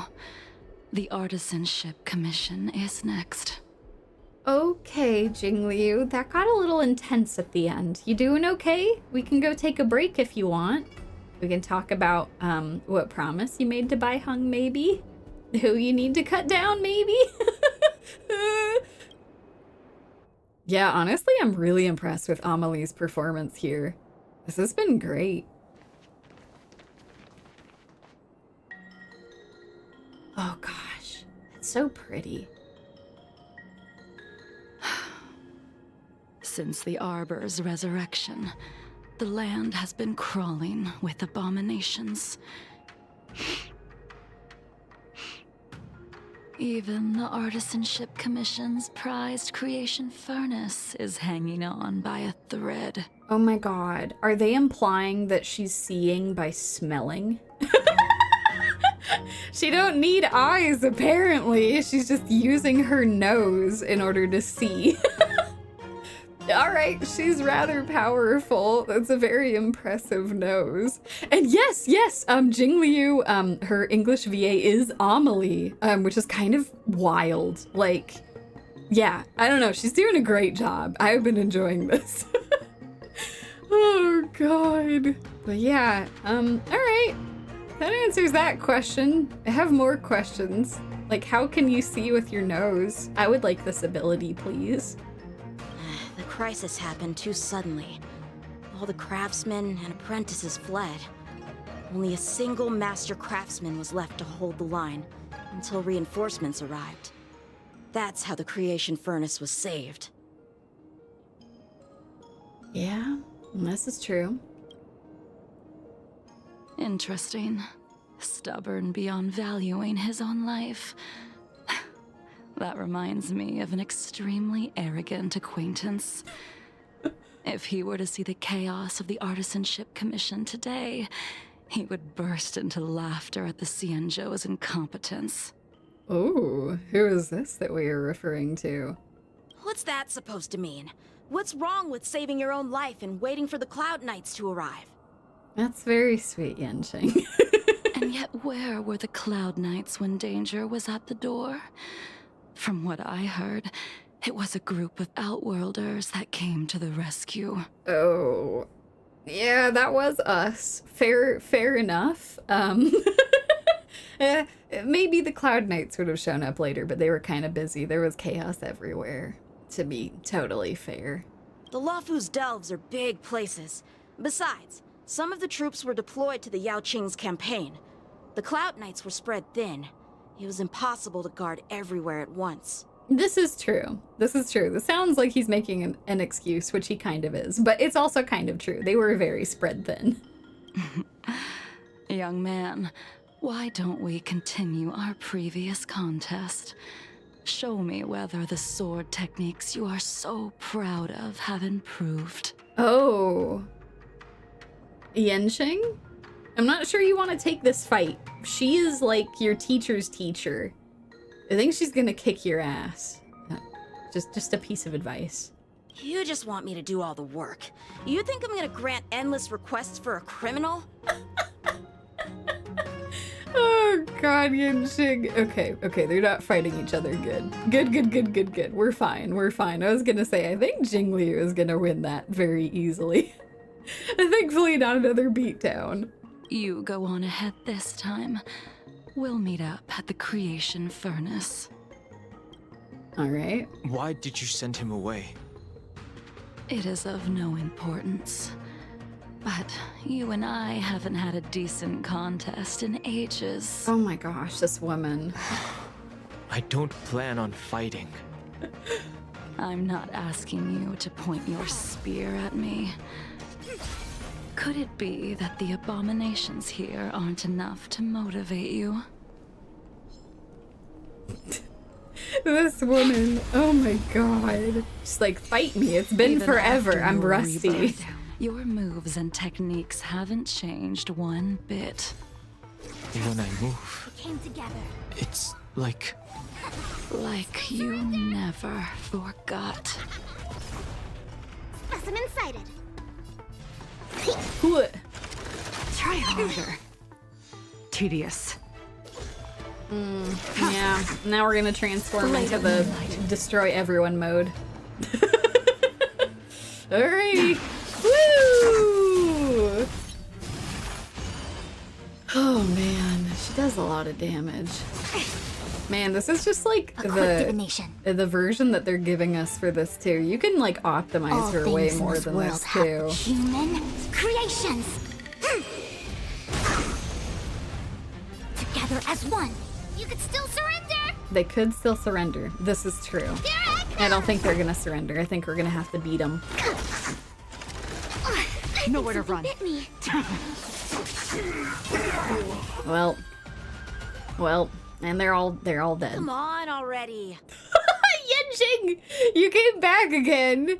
I thought you were going on ahead. He's like, what are you doing? Why are you trying to show off your fighting skills? Why are you wasting time? Listen, Jingliu, she made a compelling point, which was that I was scared of her and she wanted to fight. So I'm sorry, Yenjing. I promise we'll get our stuff together. Yeah, I actually, I'm kind of surprised by how she's doing a lot of damage with this version that the game is giving us, but like, I have borrowed Jinglius from people that are like, I wouldn't even say fully optimized, but like, she just does a lot of damage. Like, if you put a lot of care into her relics and just like get her a 5-star light cone of some capacity, like, she'll just do a lot of damage. It's a lot. That's a lot. I'm sorry, Inching. What took you so long this time? Oh, sorry, we kept you waiting. Well, and he's off. No, go. Don't get anxious and Bybiter Lune. We have all the time in the world.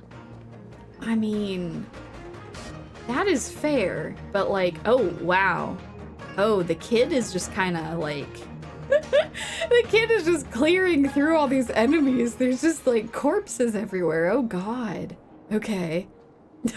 Yeah, no, she's really dumb. Like, she's kind of really, really powerful. So yeah, for those of you who have her, thank you, because I get to borrow her. And it's very, very good. This spear still recognizes you as its mother. Oi, none of this. Don't summon more people. In Bybiter Lune, do you know who crafted it for you? It's been with me ever since my exile. I don't remember when I started wielding it. Blade of Moonlight. Man, I do have to say, I'm always a little sad when they do dialogue during fights because I sometimes have some trouble catching everything that they're saying. I like being able to pause and think about the lines. But it works. I've been able to mostly hear what they've said for this one.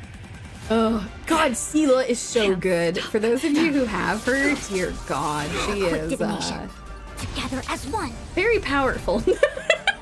Very, very, very good. I think we're gonna actually take out these characters because right now this dude is going to keep healing every time he hits us until we take care of these dudes. Boom! Let's try this. Commencing research. Okay. I'm gonna go ahead and do this. To travel far away. Oh man, good on you. Those of you who are just able to pick up Sela, enjoy her. She's fantastic. Damn it, he healed. It's fine. It's fine. I'll do a bunch of damage to him. Okay, I think this should do it. Oh, he still has this. Oh, it's because of this one. God damn it. Okay. Let's take care of this guy. I dislike this enemy type. Here I come!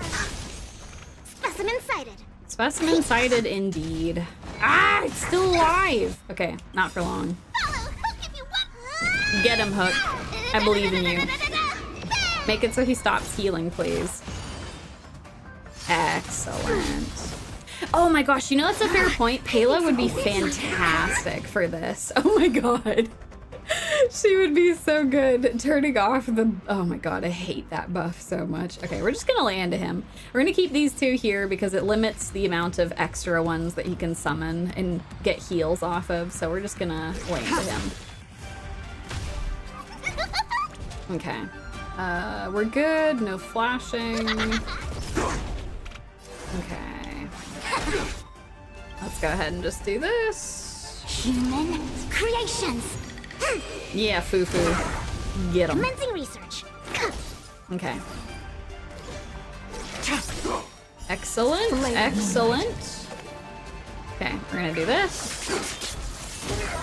And then we're gonna do this. All will be revealed in lunar flame. Ugh. Animation is so great. You could still surrender. They could still surrender. This is true. I love your optimism hook. Together as one. Alright, we've done a bunch of damage. That's good. Don't summon more things, damn it. Yin and yang. So that move that Fufu just did is like one of the silliest, most beautiful things. When she drops, I think it's below like 40% life, she just heals herself and it scales off of like her HP I should have brought and a some chair other with me. abilities. It's quite good. Nowhere to run. She only has a limited number. I think she gets 3 of those, 2 or 3 of those, and then she has to recharge for a couple turns. But you can get like a bunch of those during the course of a battle. It's very difficult to make her go down. Is it? No, is it really 50%? When she drops below 50%, that's hysterical. Oh my god. A quick divination. Fufu is quite good. She's a good tank. 50%? Oh my god. +1 per ult. I see. That's why I was getting additional ones. Oh my god. Oh. Yeah, no, Sela giving like all these extra turns is absolutely fantastic. Specimen sighted. Oh, we're gonna do this. We're gonna just take him down. Nope, nope, nope, nope. None of that, none of that. All Stop things in healing. this world. Human No healing for you. No healing. No! No healing for you. Damn it. Hello, Hook, if you want to win. Stop that. Stop that healing. Stop that. Yep. The glowing purple diamonds, indeed. Indeed. It's, very, very good. Oh, I might have actually turned off his healing with that. Excellent. Okay. Man, just go down, you tanky mother. Oh.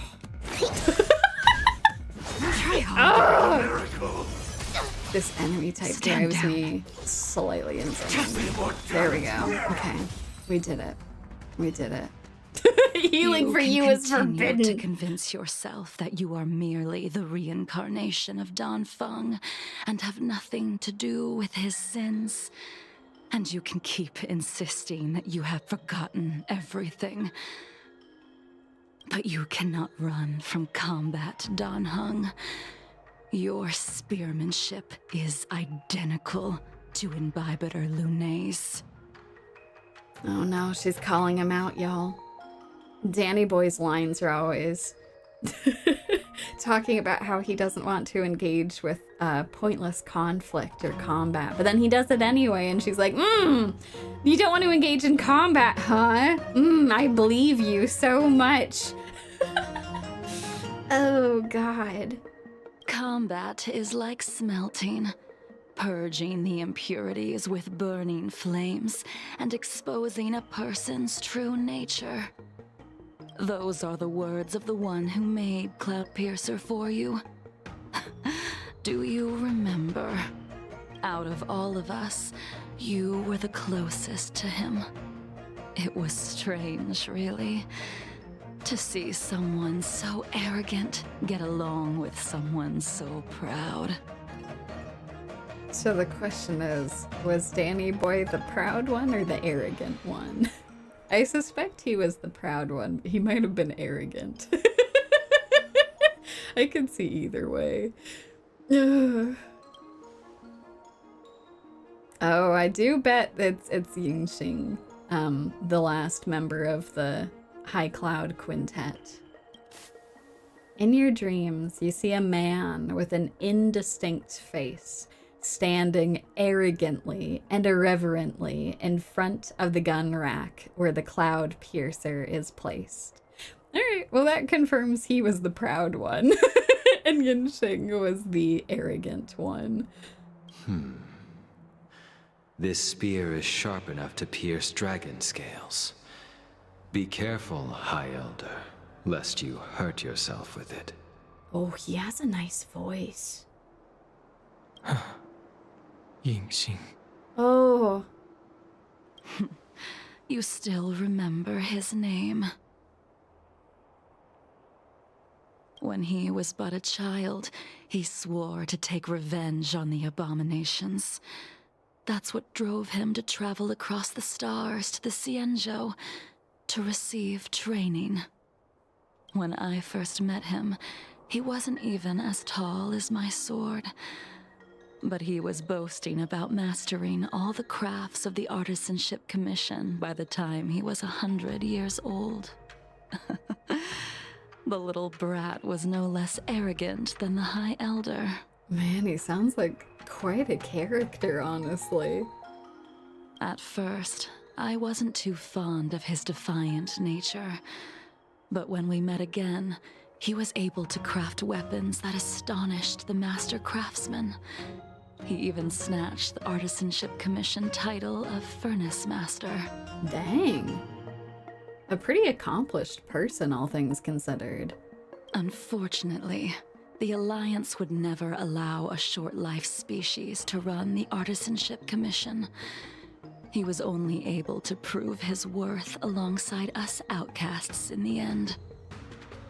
Yeah, I'm not gonna lie, that was gonna be my next question, because she made it sound like he didn't come from the Xianzhou, like he came from somewhere else, which meant that he would not live as long as the Immortals. So he probably, I'm guessing, just died of old age, which is... That seems to be a little better than how Baiheng went out, but it is still sad. It's probably been a long time since he passed away.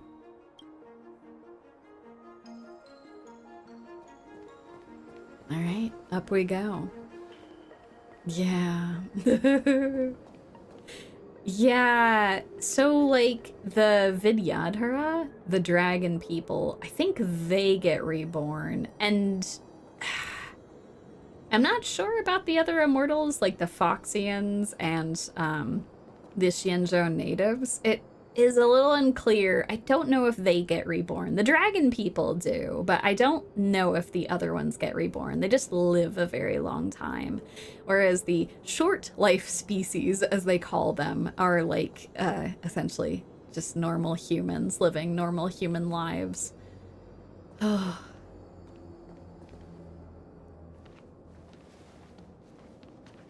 You didn't go easy just so I would get here first, did you?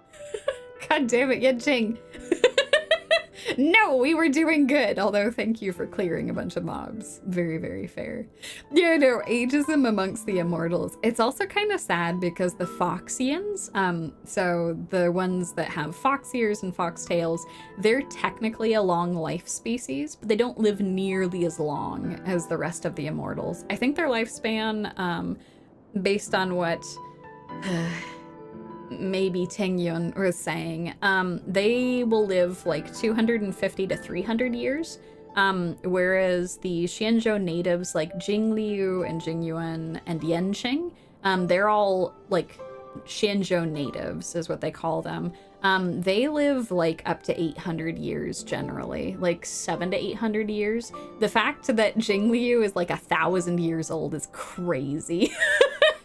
She's like crazy old. And then the Vidyadhara, the dragon people, they go through cyclical rebirth. So they'll live a long time, they'll die, and then they'll be reborn as these like gigantic shell looking like sea eggs. And then they hatch from the eggs and they're reborn.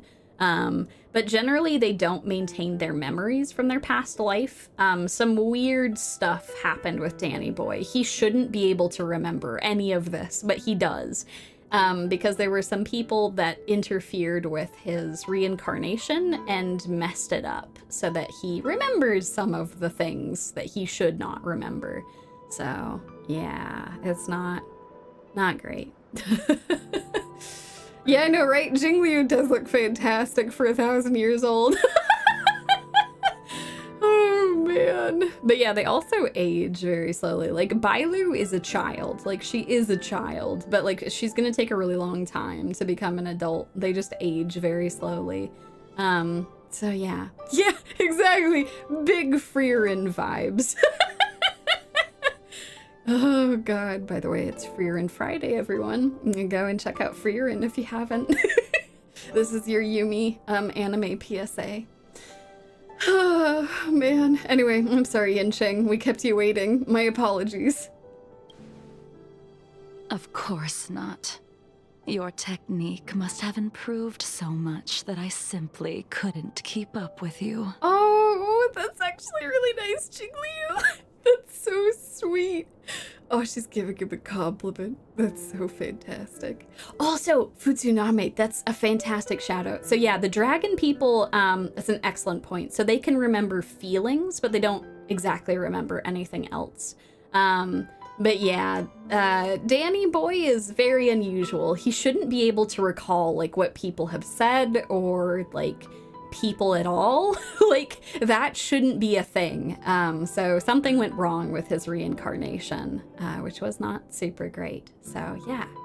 Also Tofree, that's very sweet of you. Thank you for the super chat. Just wanted to give my thanks for you playing through the story. I honestly get so lost and only grasp at the bare minimum of the story, but these times when you really break it down has been helpful.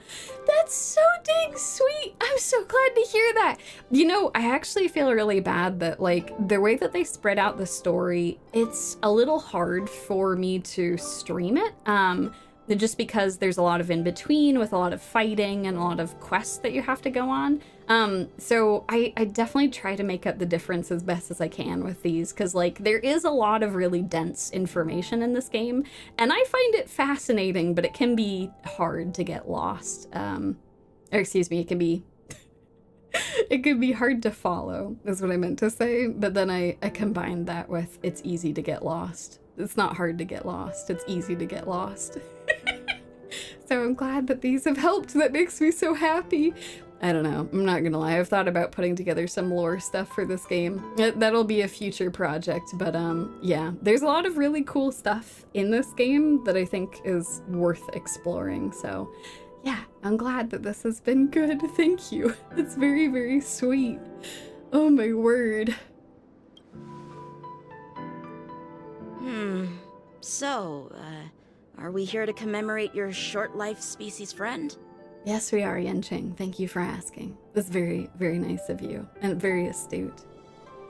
Man, you know, it is true. The storyline of this game is pretty convoluted in some ways because it's taking place over several different planets, and there's a lot of history that's pulled up.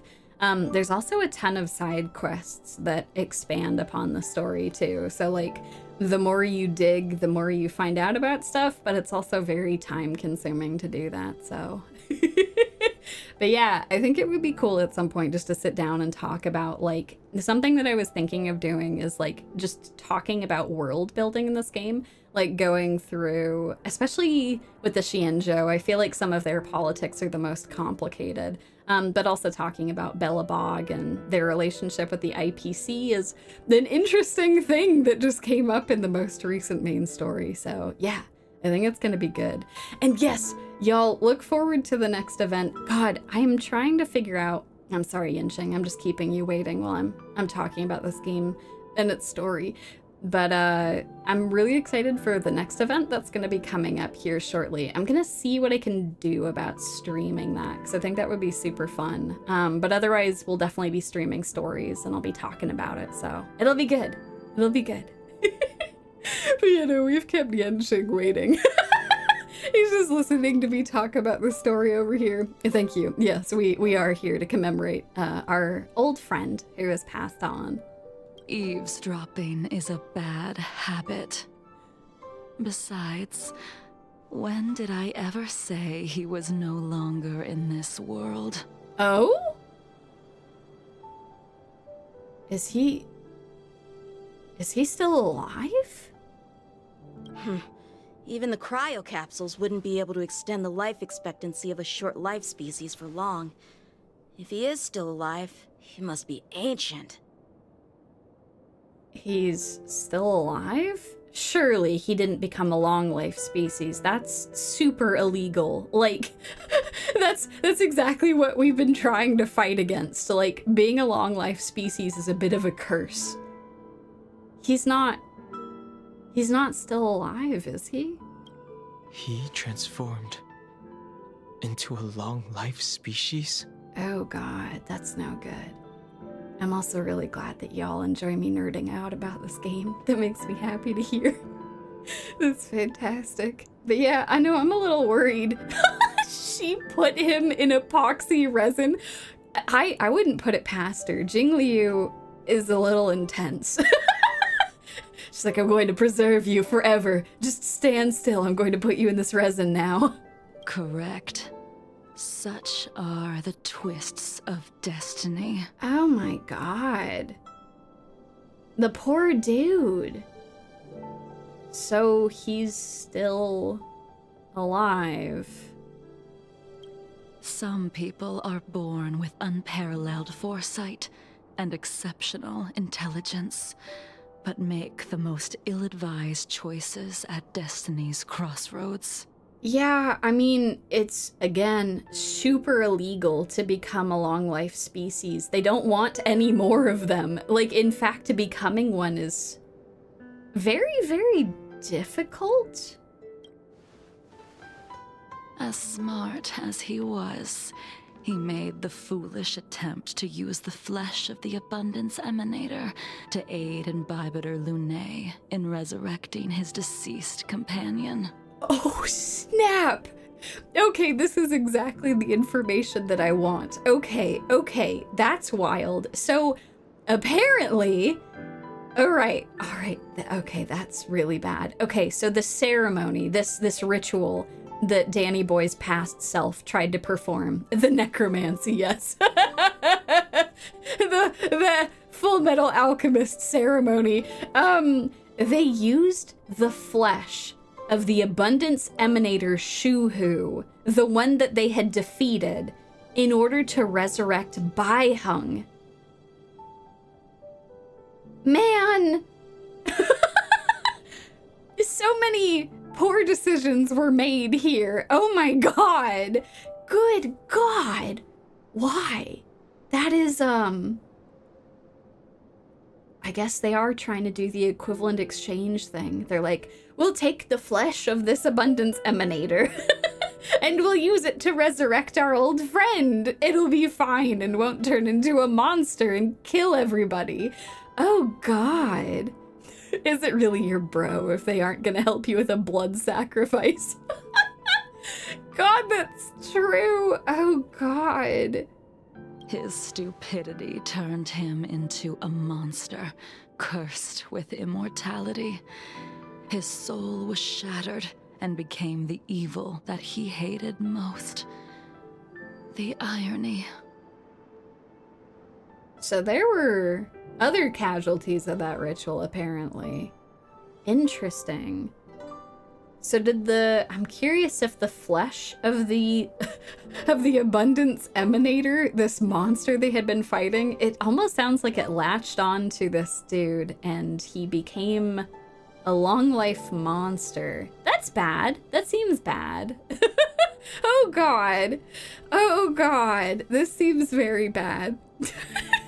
Oh, but Yumie, if you convert the Emanator into the ability to eat any kind of food, you'd be tempted. Maybe give the Forbidden a go. I suppose that's fair. I suppose that's true. But still, oh man, this entire ritual. I'm kind of understanding why Danny Boy's past self got exiled. This seems very ill-advised. For an old friend, you don't seem to have that much pity. You know, fair point, Yinxing. She's kind of talking very uncharitably about him. I gave him a second chance. Does that not count? A second chance? What did you do to him? What did you do to him, Jingliu? He should have been eternally jailed in the shackling prison for his crimes. But I gave him a different kind of freedom. Okay. Explain. I took the shell that once held his soul and passed my sword techniques on to him. I let him die 100 deaths to remind him of the karma of his previous life. Afterward, I heard he was reborn and even gave himself a name. Don't even tell me. Is his name Blade? We've idled too long. Let's head to the Alchemy Commission. Jingliu, you cannot leave me like this! Is his name Blade? Is this why Blade hates us so much? Because you tortured him? Because he became a monster because of Danny Boy's past life ritual? Oh, wow. Yeah, no, cuts our theory crafting a little short, Jingliu. Please tell me. I think it's Blade. That's my suspicion. I think that's why he's very angry all the time. Oh, God. Okay.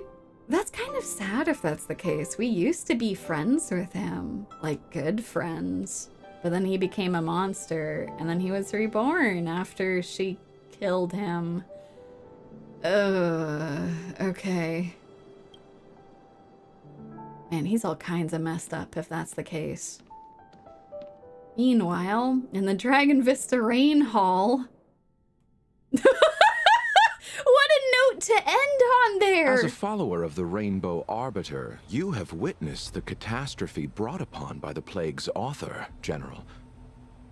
Living beings turning into undying monsters, eventually used as sacrifices to the abundance.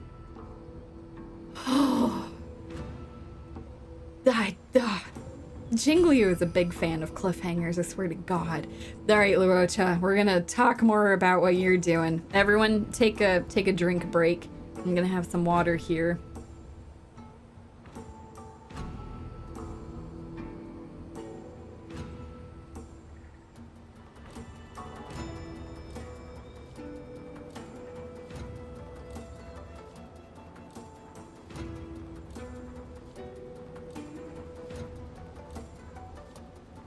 Oh my God, Futsuname, that's a fantastic theory. You're right. The secret message that Jingliu had written said of the 5 people, which is referring to the High Cloud Quintet, because there were 5 of them, 3 must pay the price. So she is trying to pay the price, right? She's here, she's turning herself in to the other 2 that must pay the price. I'm curious if she's referring to Danny Boy and maybe the Shogun, but I'm not sure. It could be Blade, since we highly suspect that that's another member of the High Cloud Quintet. But yeah. Shifty Tree, does beer count for my drink break? That is totally fine. You can get yourself some beer. Enjoy your beer. Do make sure to get some water though. It's always good to be hydrated. Alcohol and caffeine are diuretics, which means they will dehydrate you. So it's always good to have some water whenever you're drinking. Either having some coffee, like if you have a bunch of coffee, do make sure to still have some water so you don't get dehydrated. And same with alcohol. All right, Luocha, let's talk about this. Let's talk about what's going on here. I know Luocha's just staring off in the distance here. Please go on, Luocha. What do you think should be done to put an end to it, General? It's a good question, Luocha. The Alliance follows the Rainbow Arbiter's edict to continue ridding the world of evil, so that one day Yaoshi might be vanquished and the cycle of life and death restored. Under the auspices of the Rainbow Arbiter, the faithful Cloud Knights continue the hunt. Their devotion and sacrifices are indeed commendable, but their devotedness has made them close-minded. Boy, that's quite an accusation to say to the head of the Cloud Knights. I'm not gonna lie, Luocha, you're being pretty bold right now. Oh man. So yeah, the Cloud Knights, and by extension, like pretty much all of the Xianzhou, they all follow the Eon, or the god of the hunt.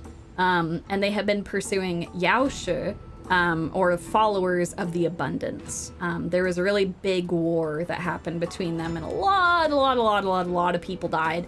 It was really, really bad. And in the end, the thing that won the war was when the literal god of the hunt descended to the mortal plane and struck down Yaoshi, the god of the abundance. To be completely fair, although that did end the war, the god of the hunt descending to the mortal plane actually killed a bunch of people that were on the hunt's side. Some characters in this game are pretty rightfully bitter about that, and they're also bitter that the god of the hunt only showed up at the very end and didn't really do anything the rest of the time. The short version is that the gods are very fickle and only do things whenever they feel like it, so not super great. Not super great there. Also, David Askew, I wanted to say, I was thinking about the end to Kafka's companion mission as I saw your comment come by, and you're right. Blade was talking about how he needed to go and do something on the Xianzhou. Like, Kafka ended up helping him from being Mara struck, and then he was talking about how he had something to do. So maybe he is one of the people who is atoning, one of the 3 of the 5. I'm guessing Danny Boy is the other one, but we will see. I'm very curious to see how that goes. But yeah, no, the god of the hunt really didn't differentiate ally from enemy. It actually descended upon where a hospital was, like an on-field hospital, and it killed a bunch of people. So, like, yay, the war was won, but also the god killed his own followers in the process, and like, a lot of people needlessly died before the god descended. So, you know, gods of this world are fickle. Very, very fickle. It's because the god of the hunt was going too fast. Yeah, no, it's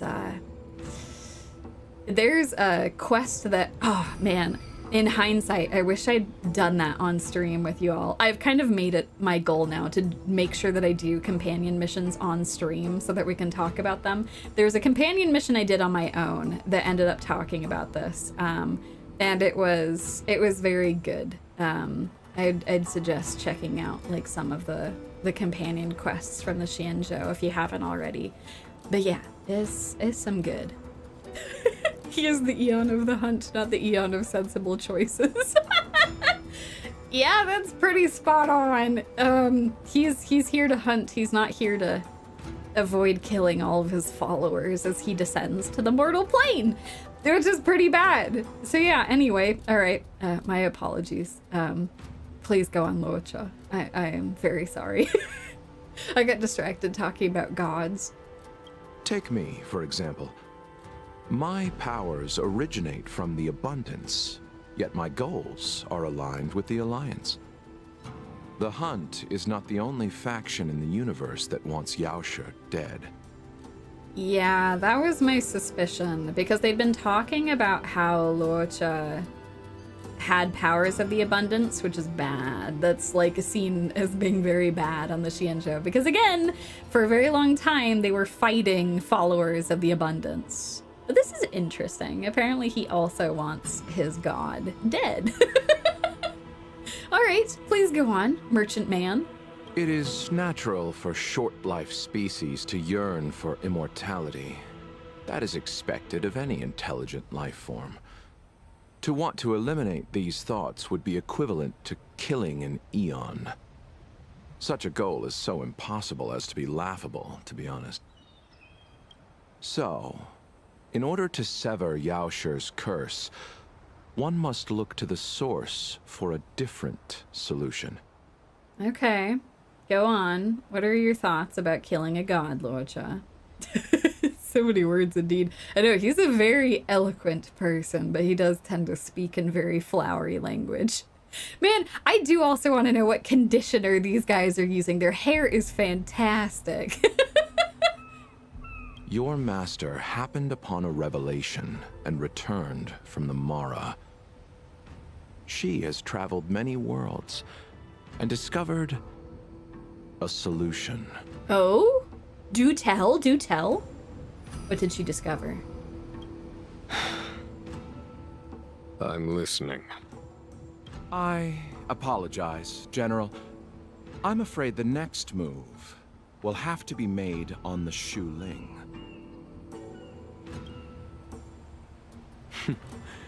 As I expected. Your surrender is just the next step in your scheme. You wish to avail yourself of the Ten Lords' decree to enter Shu Ling and stand before the 6 generals, even the Marshal. That is your true agenda. Man, that's pretty ballsy.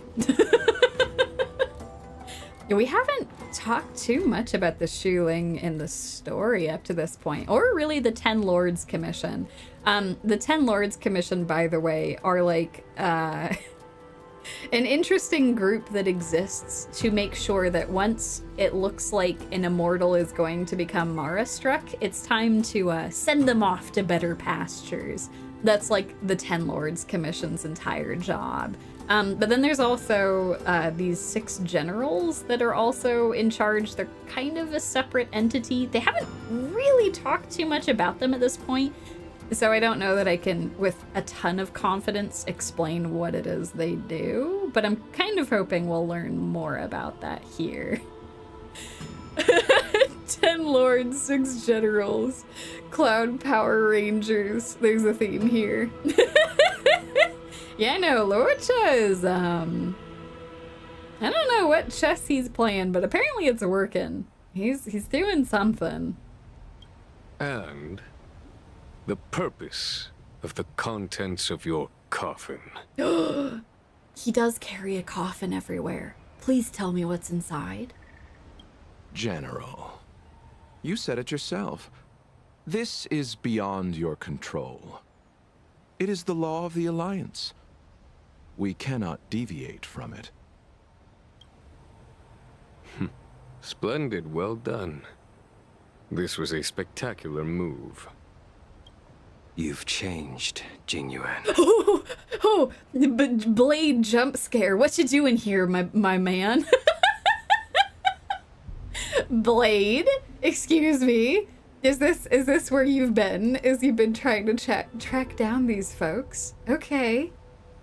Yeah, I know. I'm very curious about what's in this coffin, but then Blade showed up. Oh boy. The man I knew would never have admitted he was bested. Yeah, I think they're confirming that Blade, he used to be this great, artisan. You know, I can kind of see it. The arrogance that he still has.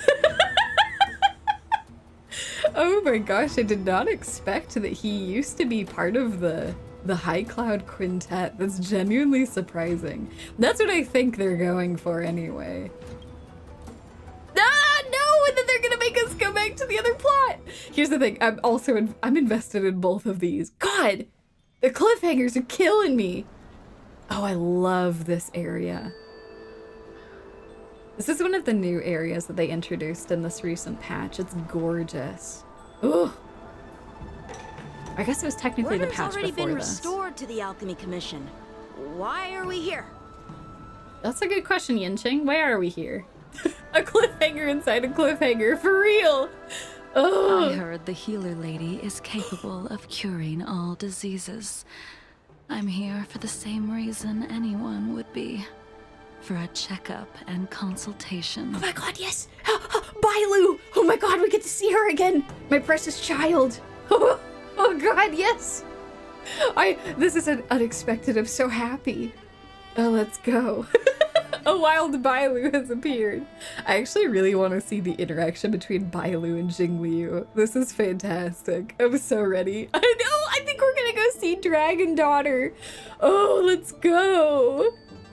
I think that it is why Blade and Jingliu's weapons look so similar, is that apparently Blade is the one who crafted them. That's pretty impressive. I wonder if he still knows how to make weapons, or if he's just kind of roaming. My guess is he's roaming, but maybe he does make weapons for the Stellaron Hunters. That'd be a little scary if that was the case. All right, let's go. Let's go see Dragon Daughter. Patience, young man. We're not far from Scalegorge Waterscape.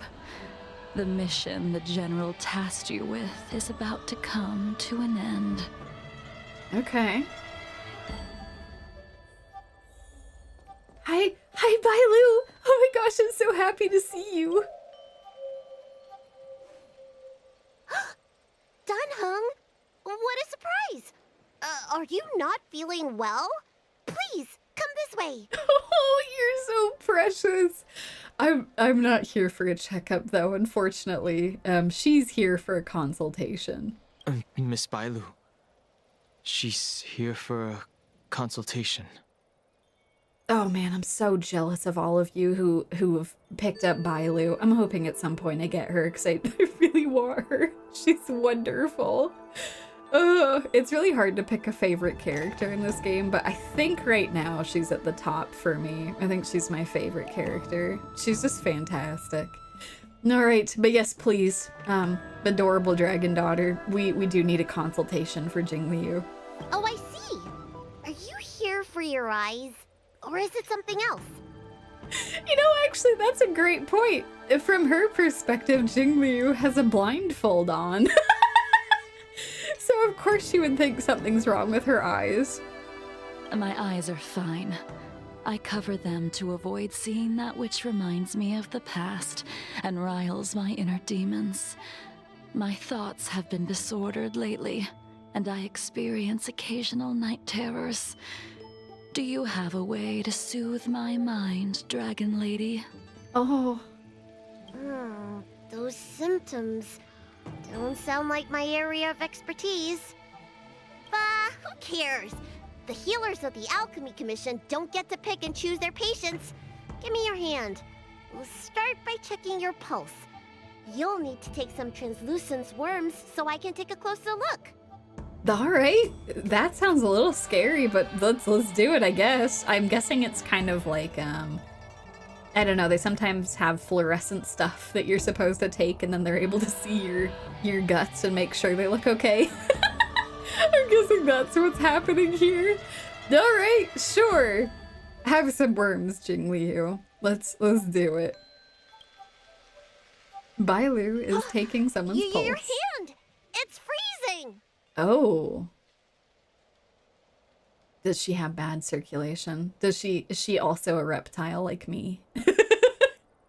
Oh god. Please wait. Dunhung, can I speak to you for a minute? Yes, please, Bailu. Absolutely. All of my time is yours. What do you need? Your friend here has a very peculiar condition. Oh no! Please tell me. Her pulse is extremely faint.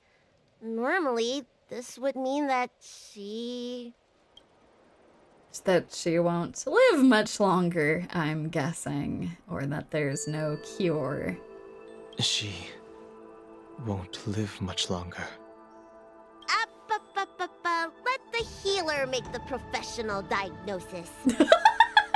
I appreciate it, Bailu, thank you. What is your professional diagnosis? Please tell me.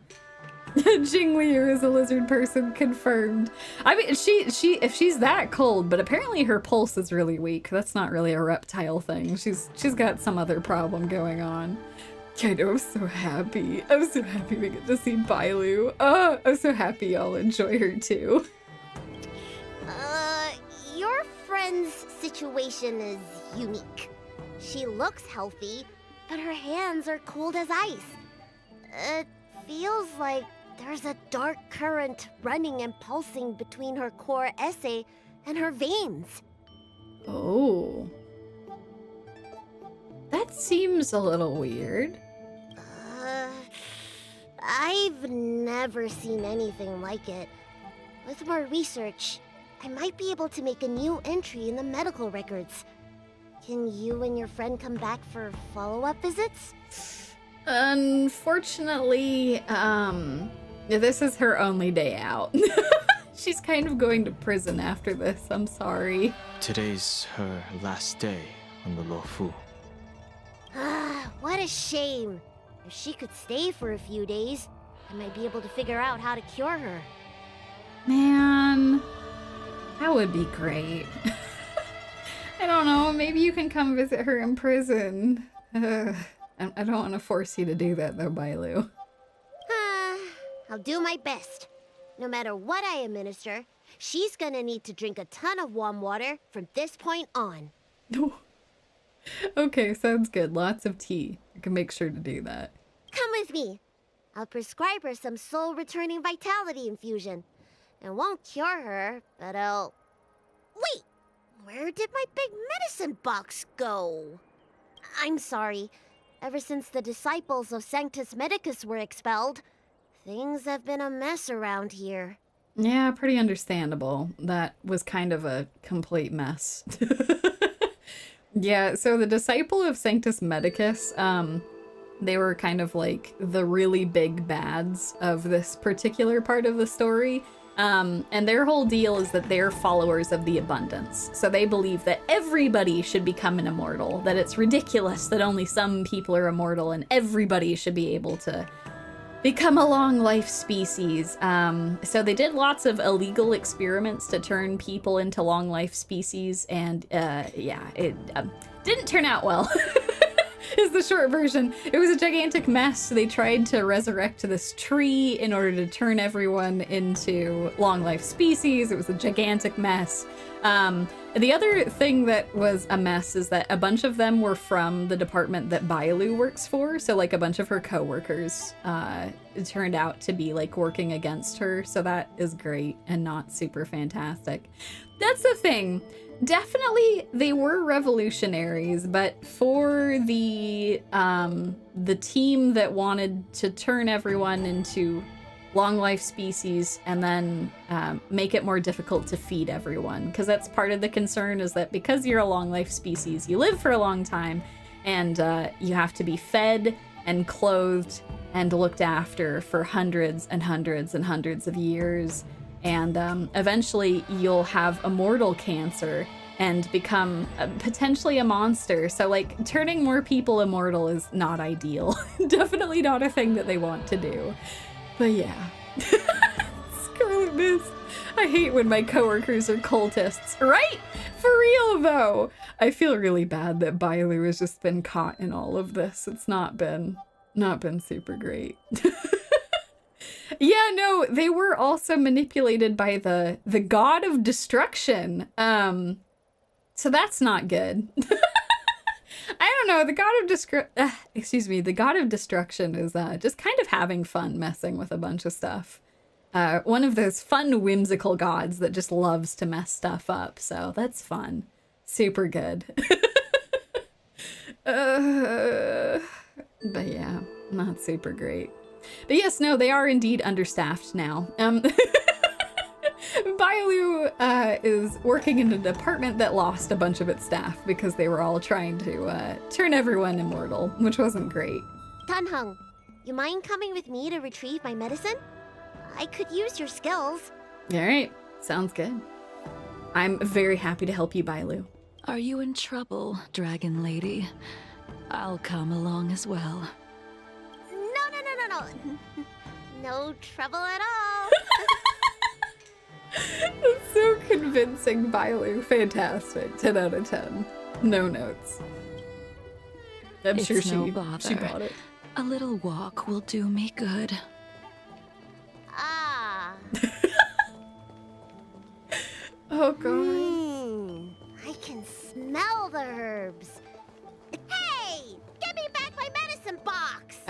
A monster took it. All right. All right. That thing runs so fast! Don't let it get away!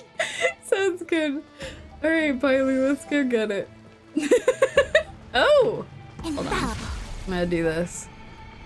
I'm ready now. There's an even bigger monster protecting this one! Yeah, no, that's not good. I think we might have to, unfortunately, bring out the bat now. It's violence time. You know, that's actually true with no context. People just seem rude calling her Dragon Lady. That's so true. Ah, damn! My thing expired. That's okay. I'll summon it again during the battle. Yeah. Bailey's run animation's When great. did so many creatures start visiting the Alchemy Commission? Okay, it's time for the bat. Let's go. Oh, God. All right. Careful. Alrighty, y'all. Are y'all ready for this? Let's do it. Let's get this done. Or in medicine terms, in medical terms, the medicine stick. Exactly. It's not a bat.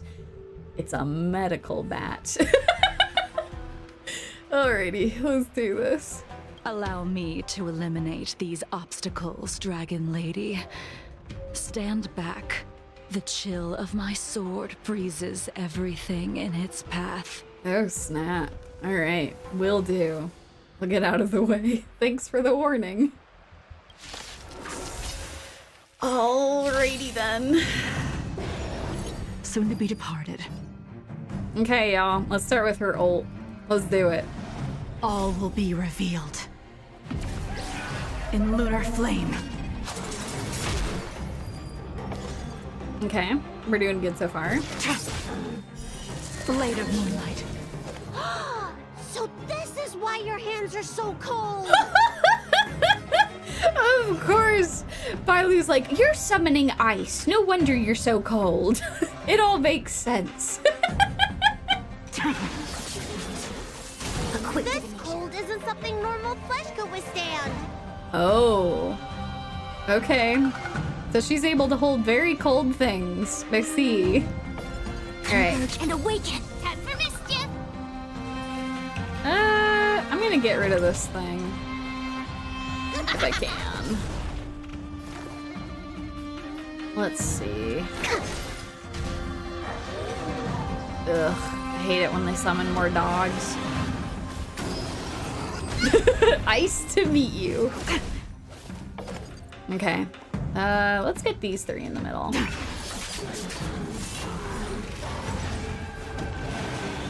Okay. Okay. Big ape is coming. Let's go do her ult. Ugh. All will be revealed. So much punch. Okay, let's get all of these guys together, I think, is what I want to do. Let's go. In lunar flame. I see through you. That's such a good point. Is that how Jingliu keeps her beer cold? Oh man, that's great. Oh god, no. Listen, I like dogs a lot. And just these dogs. These dogs. Here I come! Not a fan. Follow hook if you wanna win! They spawn more dogs. And they move up the turn order.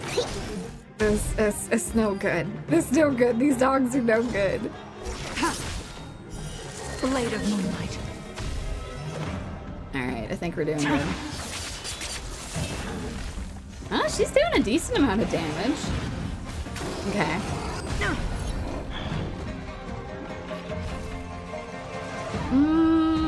Sure, we'll use this. I probably don't need to use this heal, but we'll do it anyway.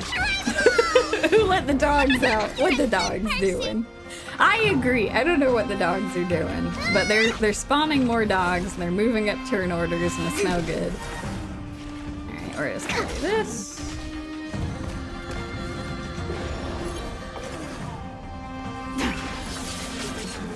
Time for mischief!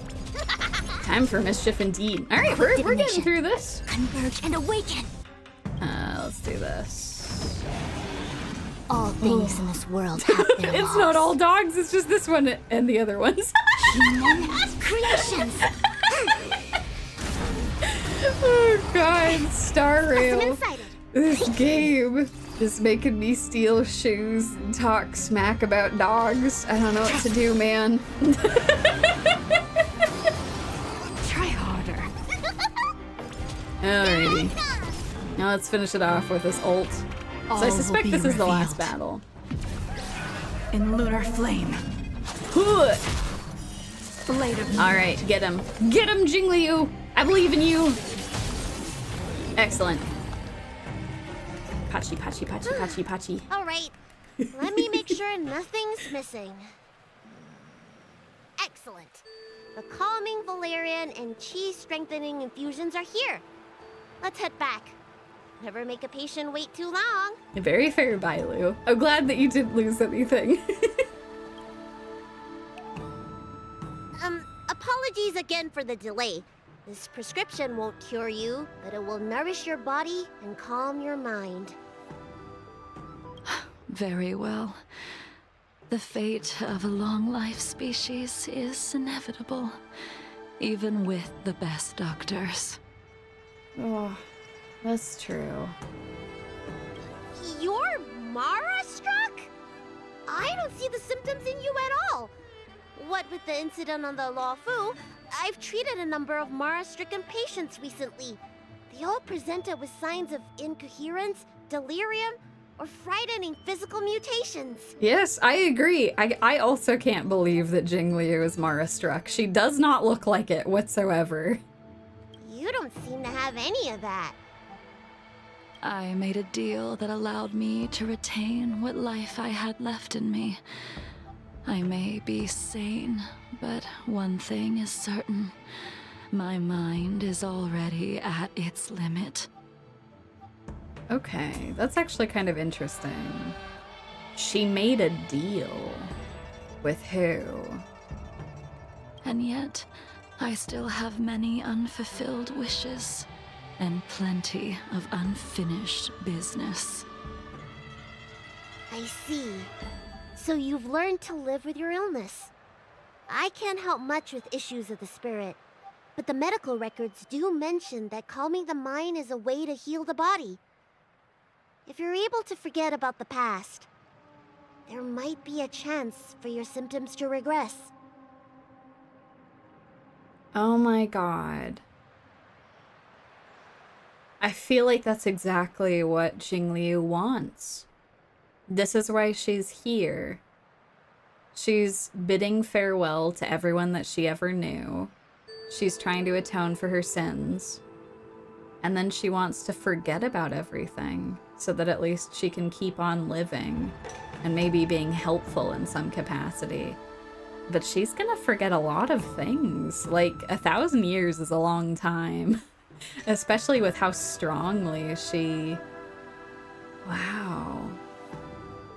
But this promise that she made to Baiheng seems really important. What if she forgets that? I'm guessing she's convinced that she won't forget it, but... Oh, that's so sad. She's not just bidding farewell to people, if that's the case. She's bidding farewell to her memories of them. Oh, that's so sad. Yeah, I think Futsu, I feel like that's a really good guess that she made some sort of deal with permanence. If that's the case, that would be pretty wild. The god of permanence is the god of the dragons. They're the one that helps out with the reincarnation and like all of that. But they haven't been seen in a really long time. It was kind of thought that the god of permanence was maybe dead, or they had just like disappeared somewhere. That would be pretty wild if she actually found the god of permanence. I can't see her having made a deal with the god of abundance though. Like that, ugh. I feel like that would be kind of rough. I think that they want to get rid of Yaoshu, but okay. Okay. Yeah, I agree. Something that Luocha is referencing, there's some sort of part that our dear merchant friend has to play in this. I'm not sure what's going on here. Shifty tree doesn't sound very permanent if they're dead, right? That was why when some characters in the story were like, yes, no, the god of permanence, the dragon god, has not been seen and is presumed to be dead. And I'm like, what? There's no way. There's no way that they're dead. They're the god of reincarnation. Like, I don't think that's how that works. Of all of the gods, I think that one would stay around. So, I don't know. Yeah, I agree. I don't think she would ever make a deal with the god of abundance. I think that there's something else that's going on there. Okay.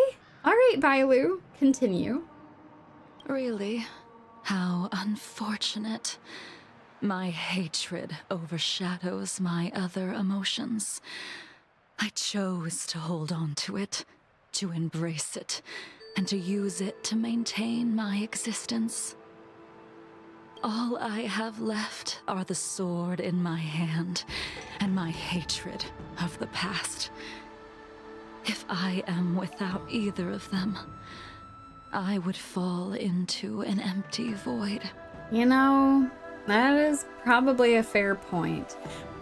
That's somewhat reassuring to hear that she is aware of the fact that she would probably stop being herself if she lost all of her memories.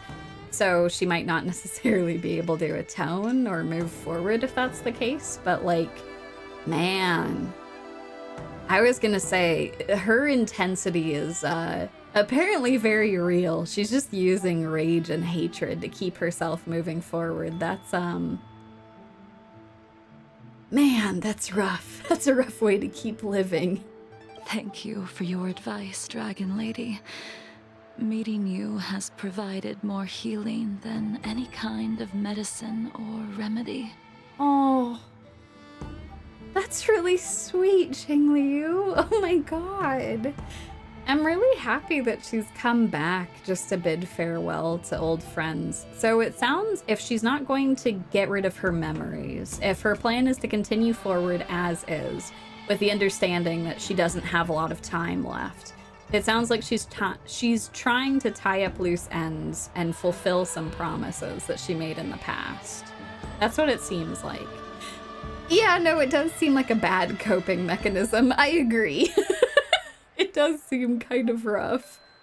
By the way, among those you've treated in recent days, did you notice a person in bandages? Bandages? That's a vague description, you know.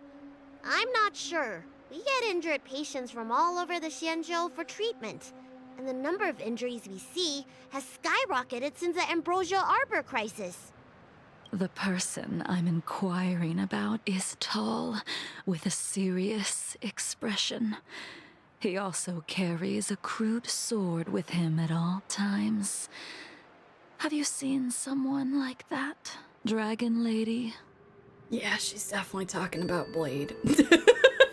Yeah, I agree. There's no way that Blade came to visit Bailu.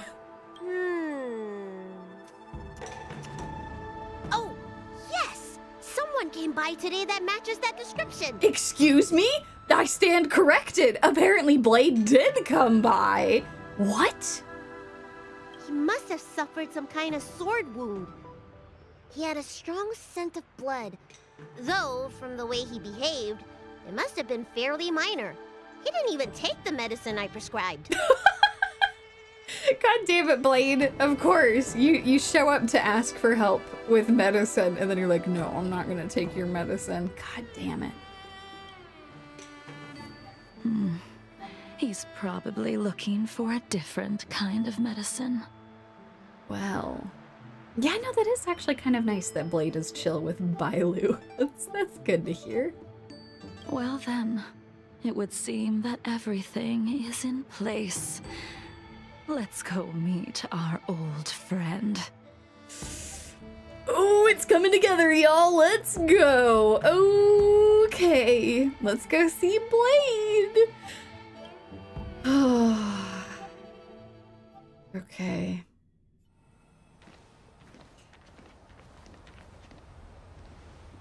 Oh, the whole gang's here now.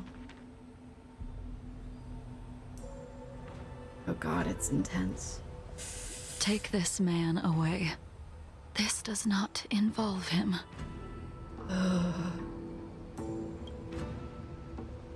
Yanqing.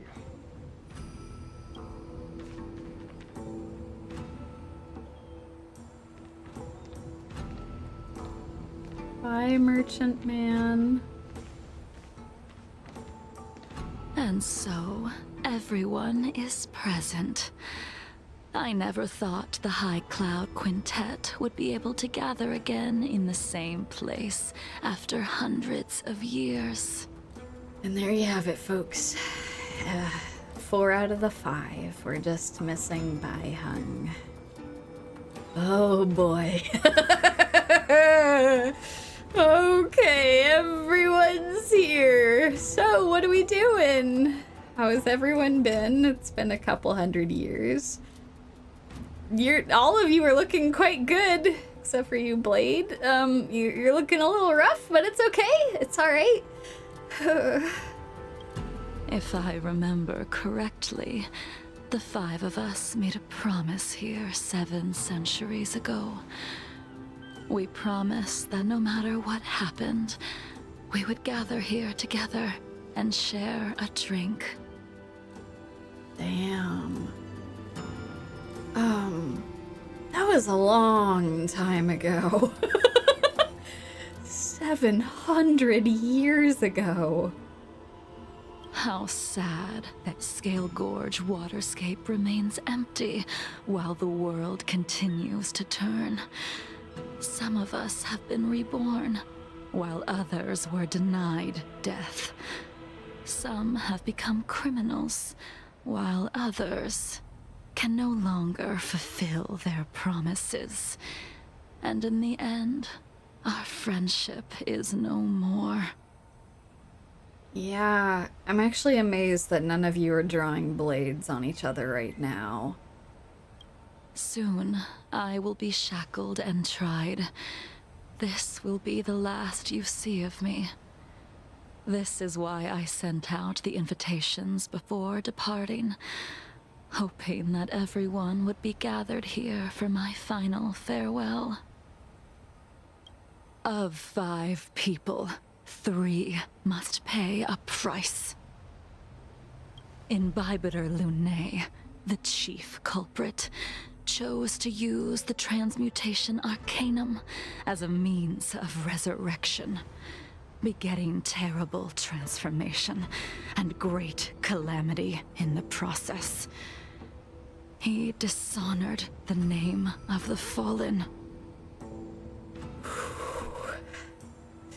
Yeah, this is true.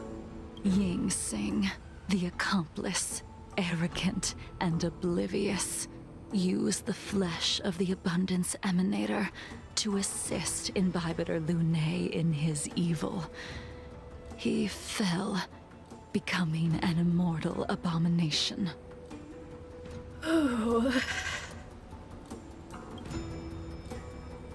As for Jingliu, the sinner, she succumbed to Mara, slaughtered her people, and abandoned her oath. Now it is time we pay for what we have done. Baiheng, you can never escape the shadow of Imbibitor Luocha. He is your origin, and his sins will accompany you in your path forward until you meet your eventual doom. God, that's so sad.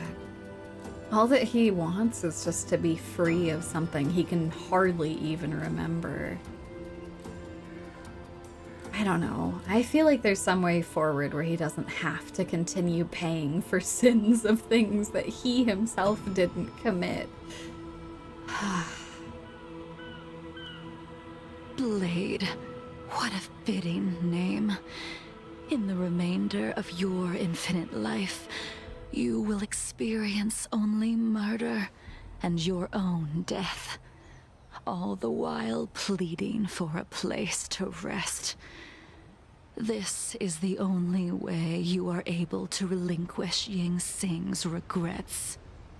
Jesus, Jingliu. I feel like this is where the majority of her anger is coming out. There's a lot of venom in these words. And I will face the punishment of the Alliance and suffer an eternal punishment, before paying an even worse price. There's a lot of self-hatred here, too.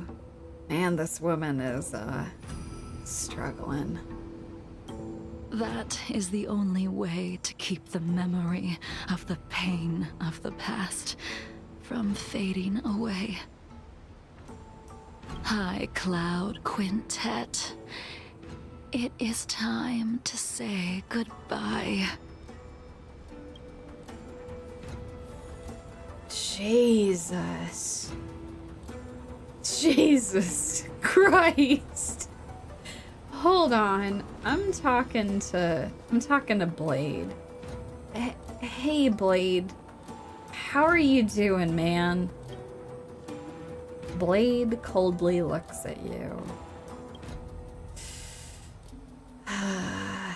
Fair enough.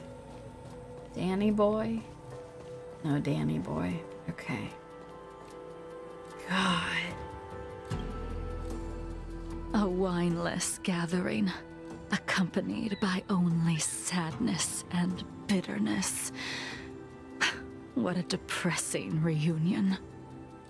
Jingliu, is it not time you sent me to the Shuling? The laws of the Alliance cannot be subject to change. Unfortunately, your next stop will be the Yuchi. Oh. There has to be. I don't know if I agree with her perspective. I think just continuing to stew in the pain of your past. I appreciate that she's trying to atone for what she's done, and she wants everyone here to reflect on what they've done as well, but oh, she does have a lot of hatred and self-hatred going on. All right, our next stop will be the Yuchi. I reported everything to the Marshal, and the Seer strategist just so happened to take an interest in the case. They set up a Deca-light reflection barrier in hopes of meeting the two of you beforehand. Jingliu, you haven't changed at all. Always trying to destroy the plans of others. But in the end, whether it be you, me, the Cloud Knights, or the generals of the Rainbow Arbiter, we are all just pawns in a game of the gods. I am sick and tired of treading on a predetermined path. Pretty reasonable, all things considered. Having to follow a predetermined path has been pretty rough for you all, what with the gods being involved and trying to just make things work the way the gods want them to. No matter. I will deviate if you insist. But this does not change how things will end. Ultimately, I will stand on the side of victory. Then I shall see this gamble through. Wait.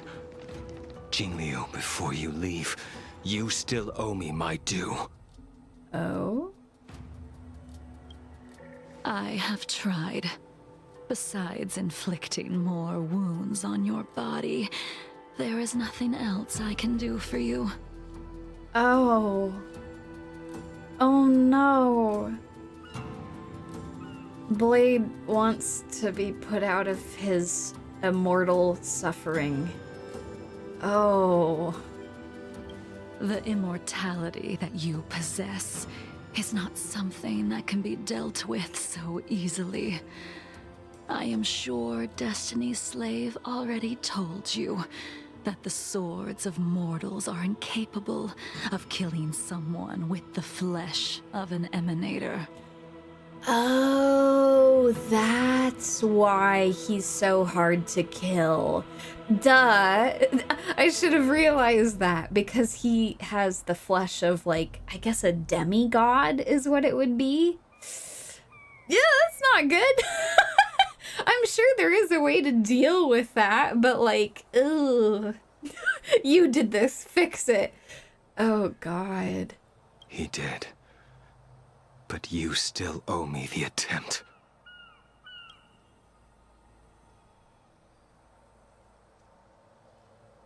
I told you when I taught you the way of the sword.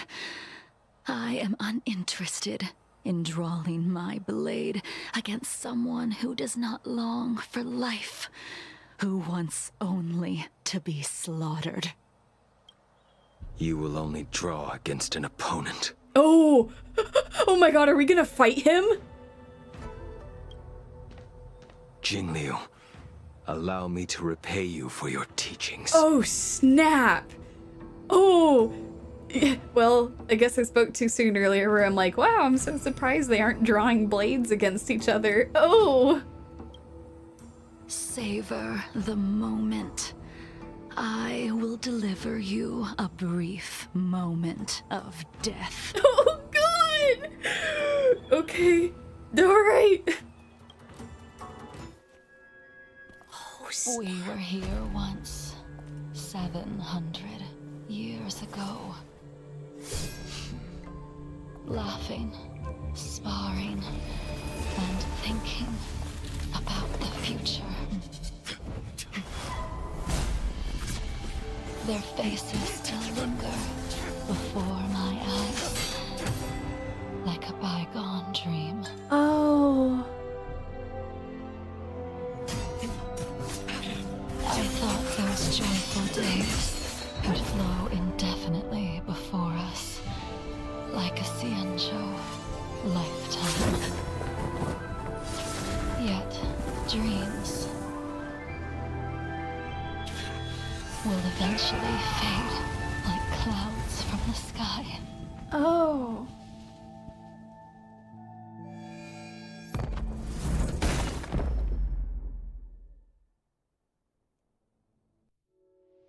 A familiar feeling.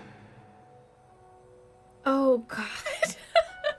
Oh, God, that montage got me. Oh, God. Especially seeing Baiheng look so happy there. Almost as if we've returned to my first sword lesson. Oh. You used the sword Insing crafted, and pierced, sliced, and impaled me time and time again. Oh, God. The swordplay used to slay our enemies of old is still engraved on this despicable shell. All I can do is watch my flesh become severed, healed, and restored.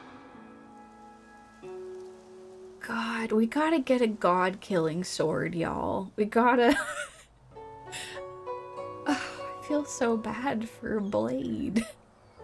And yeah, Baiheng is indeed the Foxian that they tried to revive. She looked so pretty. Oh, God. It's as if they're saying, Why? why did you and Imbibitor Lunae commit such an unforgivable sin? I know that you have no interest in my answer. Which is why I asked the question as you looked me straight in the eye. I've asked myself that same question infinite times, but was never able to find the answer. Why?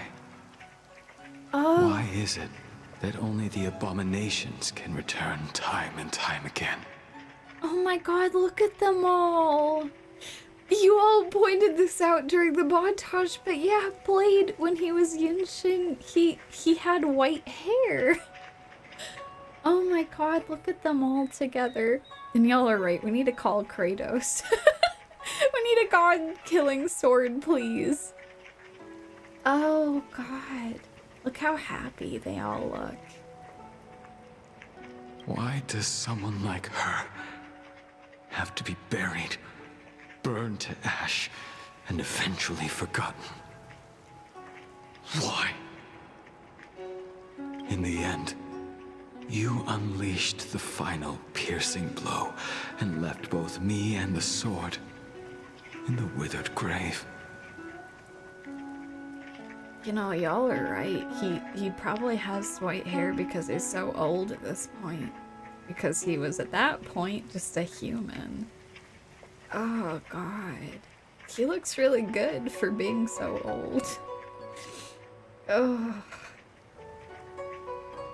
The miraculous thing is that in my brief moment of death, all the pain went away. Like when we drank to drown our sorrows.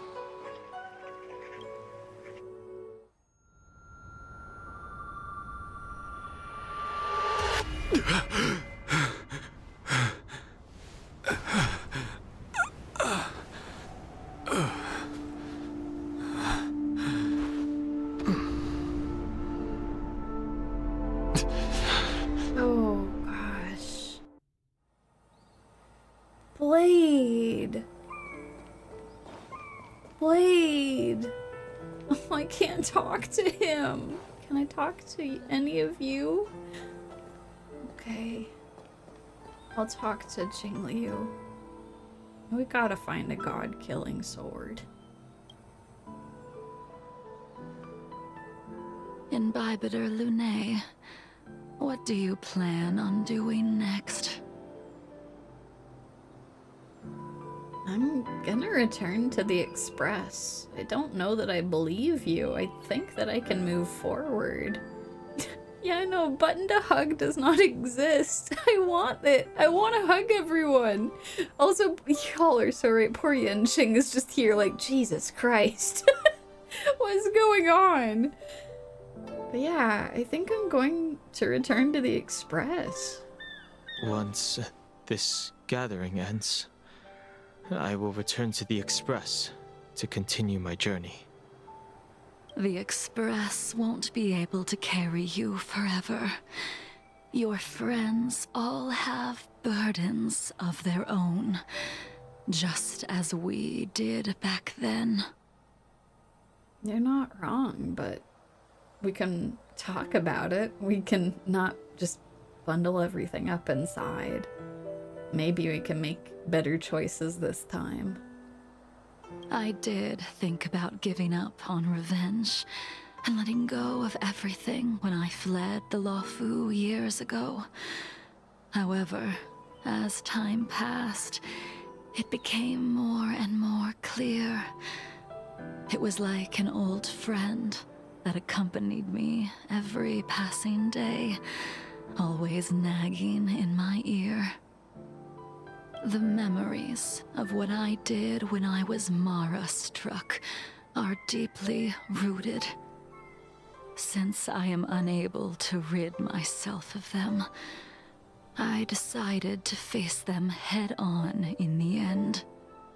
I mean, that's something. It is good to face your past here, instead of trying to get rid of it. Oh man, I actually completely agree. I also wish that she wasn't wearing the eye band, because Blade did cut it off.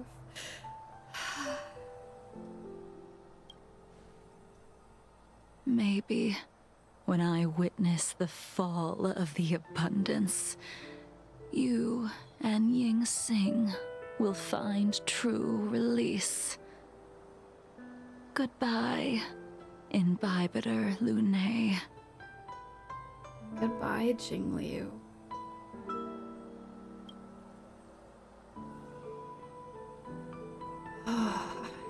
No, good. They're gonna let me talk to them now. Let's talk to Yenshing first. I want to see how he's doing. Hey, kiddo. How you holding up? Dunhung, the General wants me to forget about everything I saw today. Oh, God.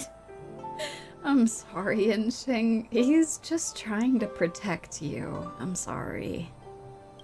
I understand. These disputes are far too complicated for me right now. Swordplay is a lot simpler. I have some close friends of my own in the Cloud Knights. Will we fall out the way you guys did? Oh, Yenshing! No, don't think that! Our situation was, pretty dramatic, to be fair. We tried to resurrect one of us, and it was really bad. Just don't do that. I think you'll be fine. Oh, this poor kiddo. Oh, God. I have to go, but please, like, don't worry about that. Goodbye for now, Dunhung. I hope the next time we meet, it'll be under happier circumstances. I agree. I also hope it will be under happier circumstances. God. I'm sorry, Inxing. Oh, God. Man, I'm not gonna lie, I kind of like some of your ideas, y'all, about trying to help Blade at least forget. But, like, this poor dude, he smells like blood to people around him. Oh. She couldn't do it with her sword either. She still couldn't do it. I'm sorry, Blade. Blade coldly looks at you. We have no choice but to continue the pursuit. This is the price the two of us must pay. God. If you wish, I'll see it through with you. It's the least I can do. I will see it through. Elio's script still requires you to stay alive. For now. That's not ominous. Yeah, I kind of understand why Blade hates us so much, but I do wish that he could separate that we're a different person now. And yeah, Elio, from what I understand, I think is in charge of the Stellaron Hunters and has some pretty impressive abilities with foresight. And I'm not sure if it's the same as Fufu and some of the Master Diviners, but he's able to predict things very well. So I guess that's good that he's said that we need to stay alive. I don't mind prolonging my vengeance. It might be more interesting that way. Oh God, don't say that, Blade. I'll try to find a god-killing sword. How's that? God. God damn. Hey, Jingliu, how you doing? You just want everyone to be happy. I'm sorry that it came to this. Oh God. Some of y'all coming up with such great ideas for how we can try to help Blade not have to suffer immortality anymore. Firing him into the sun. Oh God. Yeah, and here's the thing. I agree. Obviously there's nuance, right? Like, not everyone who follows the abundance is evil. Like, I don't know, Luocha is suspicious, but I don't know that he's evil, right? It's just, even the people that wanted to make folks immortal, they had reasons for it. Like, in the main story, one of the heads of the disciples of Sanctus Medicus, like, her whole thing was that, like, she had been born blind, and, like, as an immortal, her body just kept, like, anytime she would try to get corrective surgery and anytime she would try to make things better for herself, her body would correct to her original form. So, like, whatever you're born with when you're immortal is what you're stuck with. So if you're born blind or if you're born with some sort of deformity, you're stuck like that. Then she wanted to change that. And so that was her whole thing with the abundance, is she's like, I don't want people to suffer like I have. I want to be able to see. Surely that's not so hard to ask, but, like, unfortunately, that involved experimenting on a bunch of people, which is not good. And that's not a way to accomplish your goals. So, yeah. Anyway, that's my little sub-tangent about followers of the abundance. All right. Jingliu, how you doing? She's gone. God, I'm sorry, man. All this must have seemed like a silly performance to someone newly reborn. but I am unable to prevent my old friends from taking sides against one another. Jingliu said something to me. I wanted to talk to you about it. Should I really be responsible for Dan Feng's actions? Even though I've been reincarnated? Who you are is a question that only you can find the answer to. Even if the Preceptor's interference denied you a true rebirth. Thanks. I actually really appreciate that. That's kind of what I'm looking for here for Danny Boy. I want him to actually be able to move on, to choose who he wants to be, and not continue to constantly be held down by the mistakes that his past self made. Thank you, Shogun. I have to go. Yes. It has been a long day for you, Dan Heng. It's been a long day for you too, man. Do you want to get drinks after this? I don't think that will help a whole bunch, but we could hang out. You could reminisce if you want. Just hit me up, okay? Oh! The Express! The Trailblazer and March are worried about us. Oh my gosh. Is everything okay, Dan Heng? Yumie and I heard you received an anonymous letter, and we were worried, so we came here to check on you, but you weren't in the archives. Did that poker-faced Stellaron Hunter Blade give you trouble again? Oh, I love you, March. I went to meet some old friends. Don't worry, I just stepped away for a bit, and then I caught up with some old friends. Phew, that's a relief then. By the way, don't forget to head back to the Express early. Himiko has said she made coffee for us. God,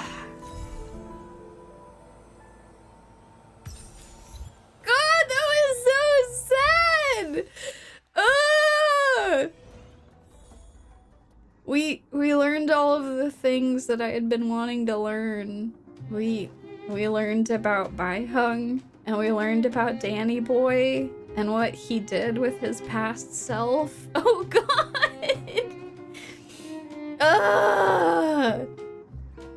Okay. How y'all doing? Y'all hanging out? You hanging in there? It's true musical and thematic dissonance. Oh my god, that was really heavy, y'all. Okay, here's what we're gonna do. My plan was we were going to hop into Luocha's story, but I think here's what we're gonna do. Maybe I'll change the thumbnail later, and then we'll play through Luocha's in a different thing. We're gonna go do something a little lighter here, okay? We're gonna go, yeah, I agree. We're gonna go play with Bubbles. We're gonna go play with Bubbles. We're gonna do some Pokemon. Legally distinct Pokemon. We've got some other stuff to do too. Okay, Bubbles. You very sweet little pig creature. I love you. Please, I need to play with you. I'm dying. Okay, we're gonna pat Bubbles on the head. No. Okay, this is already making me feel a little better. Of the incredible sadness, okay? Let's squeeze its ear. Or excuse me, squeeze its nose. No! The trotter's nose is extremely sensitive. Something seems to be brewing. For those of you who are going to sleep, have a wonderful rest of your night. I'm so sorry this was such a sad stream. Whenever you're able to tune in, I promise the rest of the stream will be slightly more upbeat. This was such a gut punch, oh my god. Okay, we're gonna hang out with Bubbles for a bit. We're gonna go do some fun stuff. We're gonna feel a little better. It was really good but so sad. Oh my god. Oh my god, an Aru Nendo. Oh my god. Fantastic news. Okay. Alright, give me a second, y'all. Okay. All right. Okay. We're all right. We're all right. An Arun Android has been posted on Twitter. That's wonderful.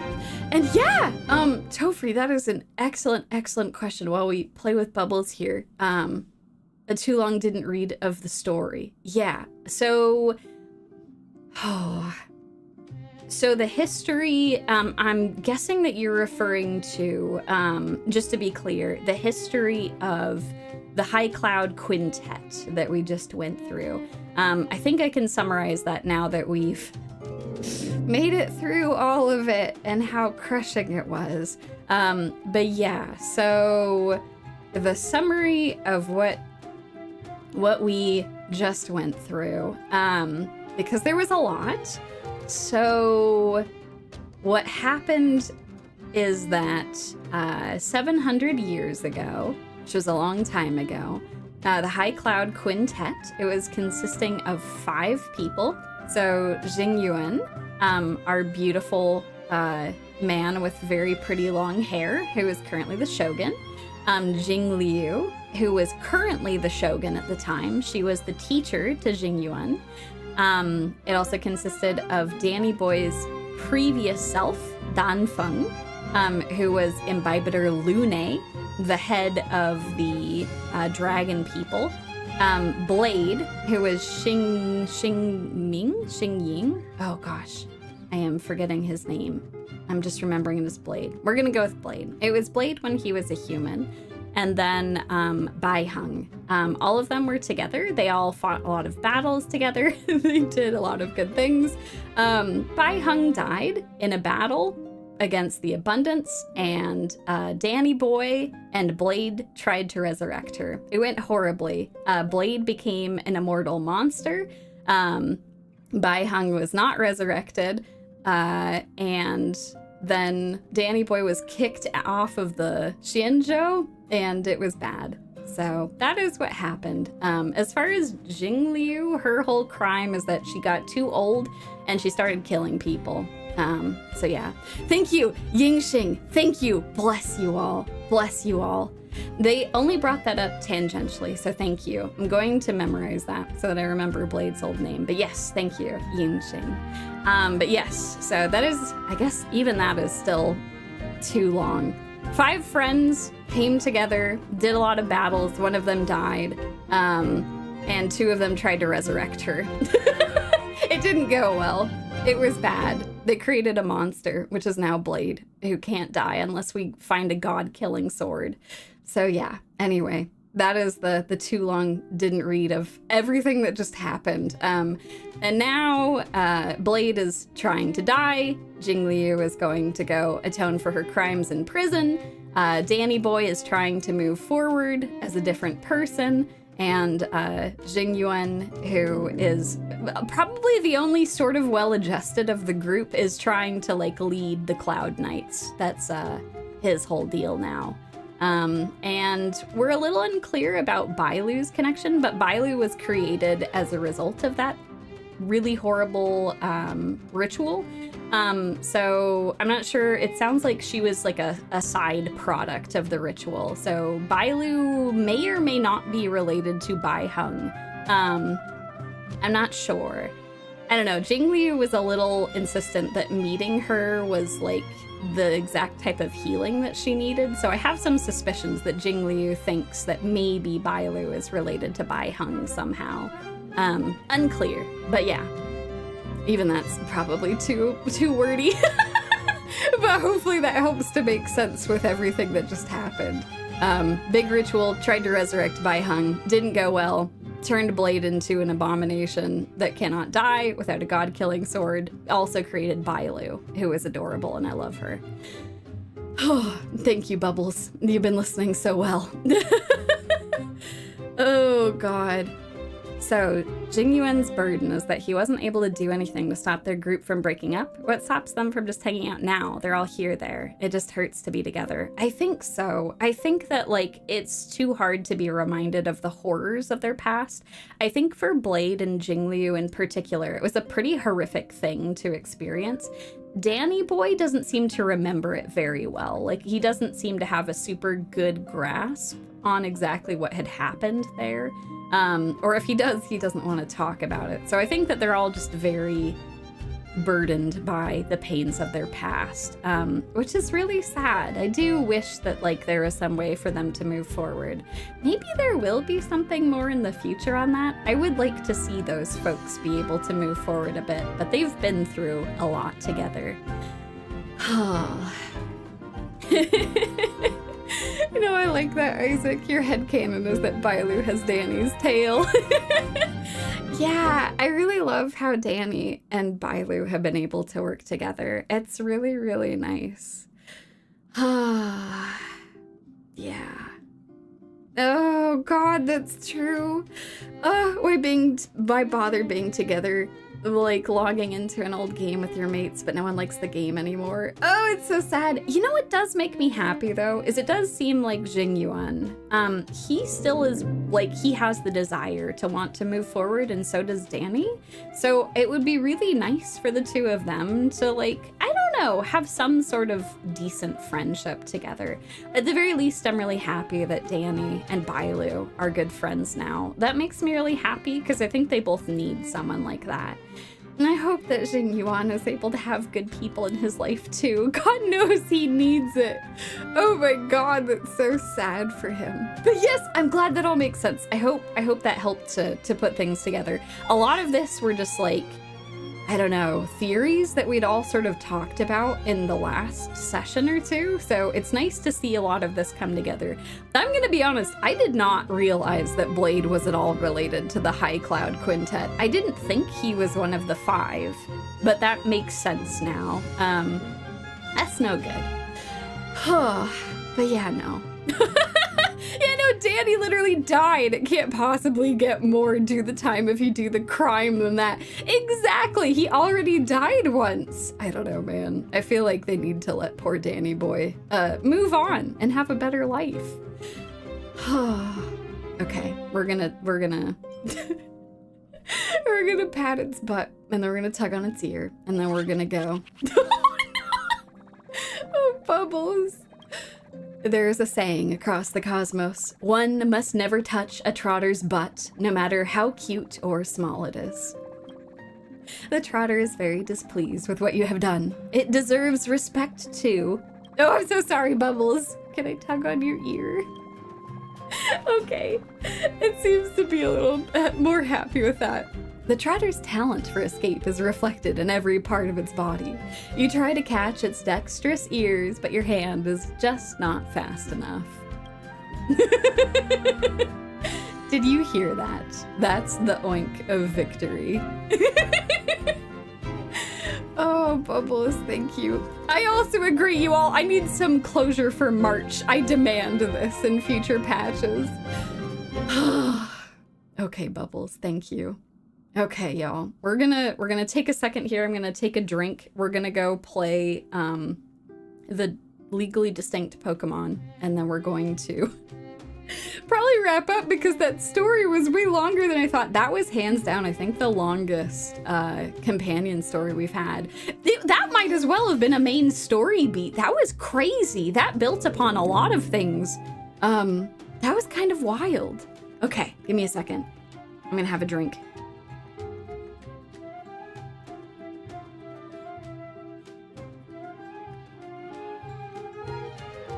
Okay, we're gonna end on a high note here. God, that would be so great if we could set up a Numby and Bubbles playdate. God, so they've introduced a new character in this last patch called Topaz, who has a pet work trotter named Numby, and it's super cute. It's insanely adorable. Okay, all right, so here's what we're doing, y'all. We're gonna go to Ethereum Wars. I have reached the exhibition match, so that's what we're gonna do here. We're gonna go fight against Hook. We're gonna see how this goes. I believe in my team. Maybe we'll go down, maybe we won't, but I have some faith in them. So let's do it. Oh no! Oh no! In before March is the Emanator of... That would be kind of wild if she was an emanator. I don't know, I'm very suspicious about what's going on with merch. There's some weird stuff that's happening there. Oh, you all get to see this new place. Oh, this is perfect. Okay, let's go. Okay. Alrighty. Yeah, no, I feel like Jingliu has a lot of regret and hatred that's all just built up inside. I do wish that she could find some way to move forward. Oh, but yeah, this is a totally new area. This was actually largely abandoned, and then it's been completely retrofitted to be a championship arena, which is fantastic. But yeah, let's go head down real quick, and I will show you all this new game mode for this particular event, which is great. I've essentially created a Pokemon team of monsters, which is absolutely fantastic. So yeah, I don't know if she's gonna be out of the story. I have to imagine that Jingliu is gonna come up again, right? Like, she has to.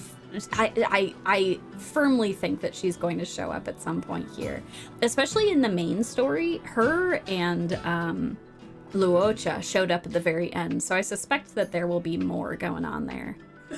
Prison break. All right, so we're gonna go up against Hook, who is like the extra special secret champion of this event, which I just love.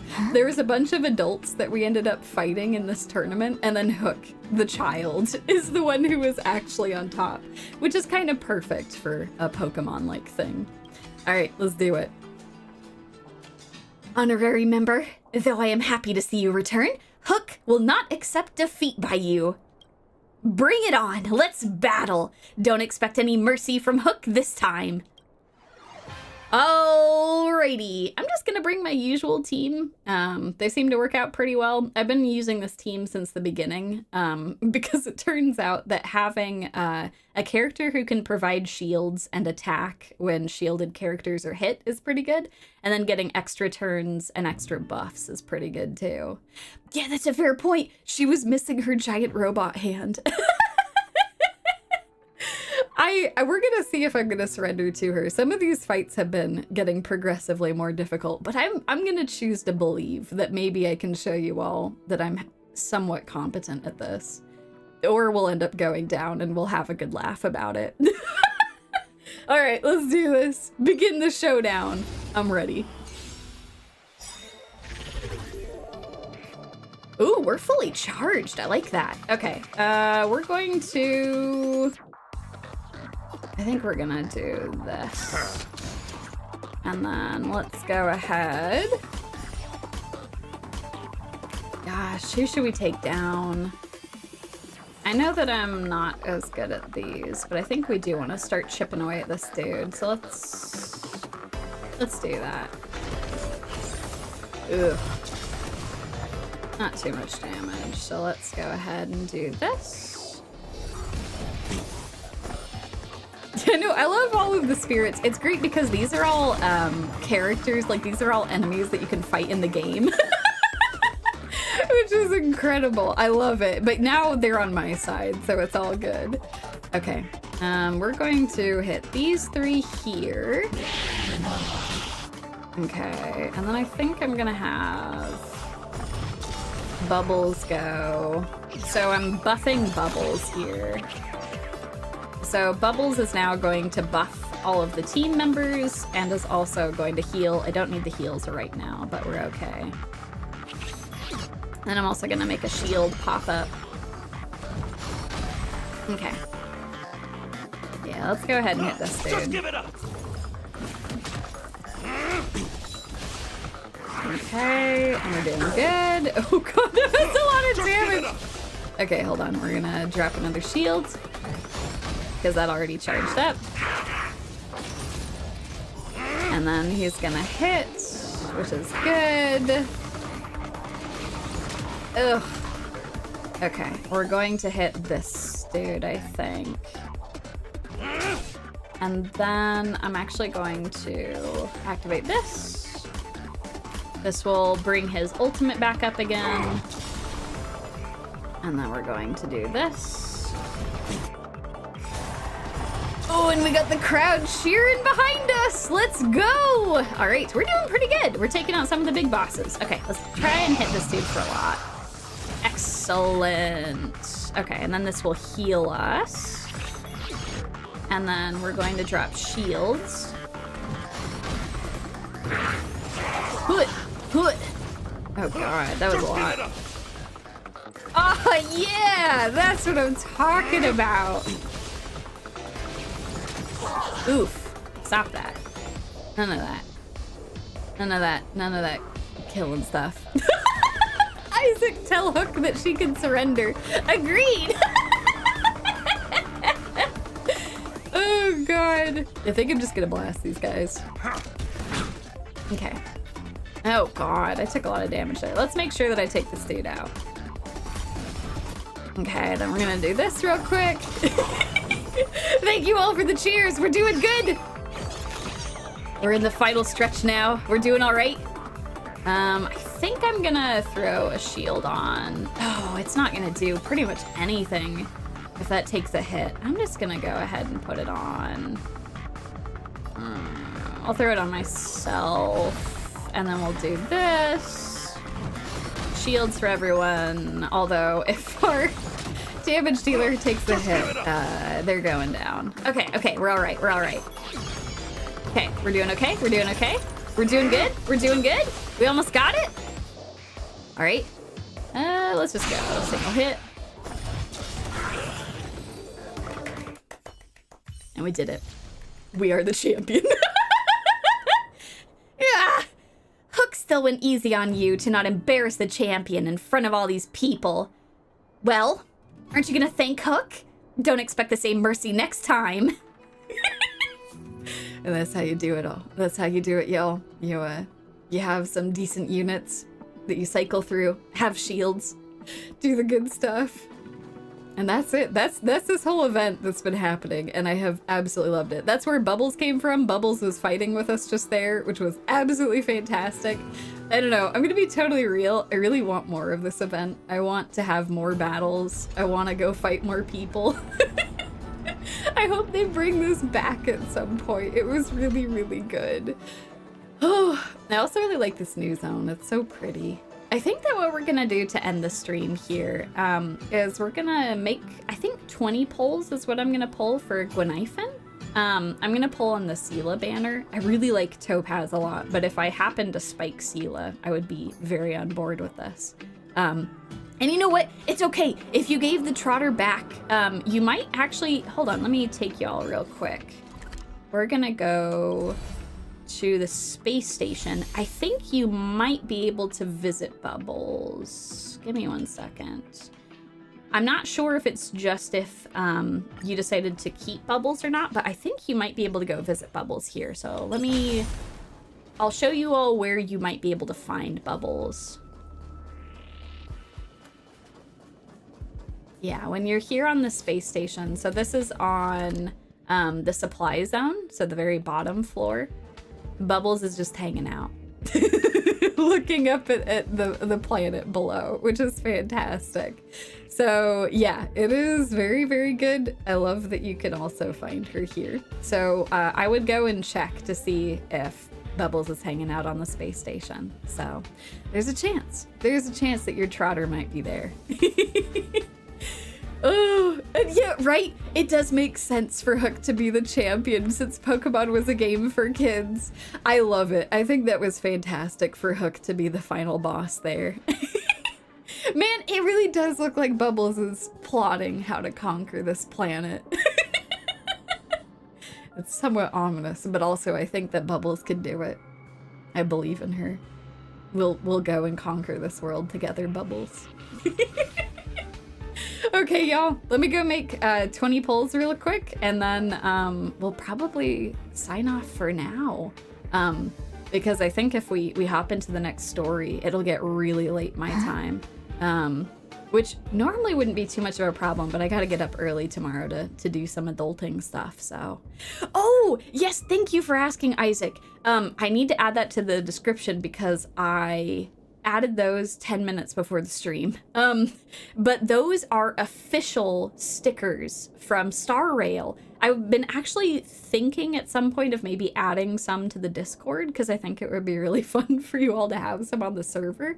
But yeah, no, those were official stickers that the game makes. So like let me show you all. Wrong button, sorry.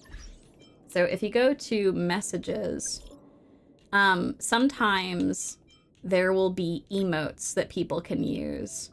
So like these emotes that you can use in these chats with the characters, all of these, like you can also get in like a higher resolution version just from Hoyoverse's website info.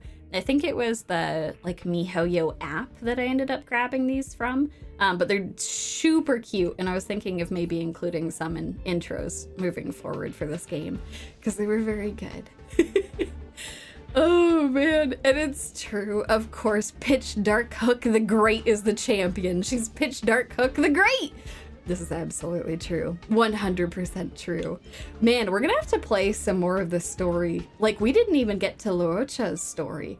Maybe I will still keep the thumbnail what it is, because we did get to see him in this particular story. We got to see Danny Boy. I think I'll keep it like this, and then we'll be able to jump into his own personal story in some future streams, which hopefully we'll be able to do soon because I really want to know more.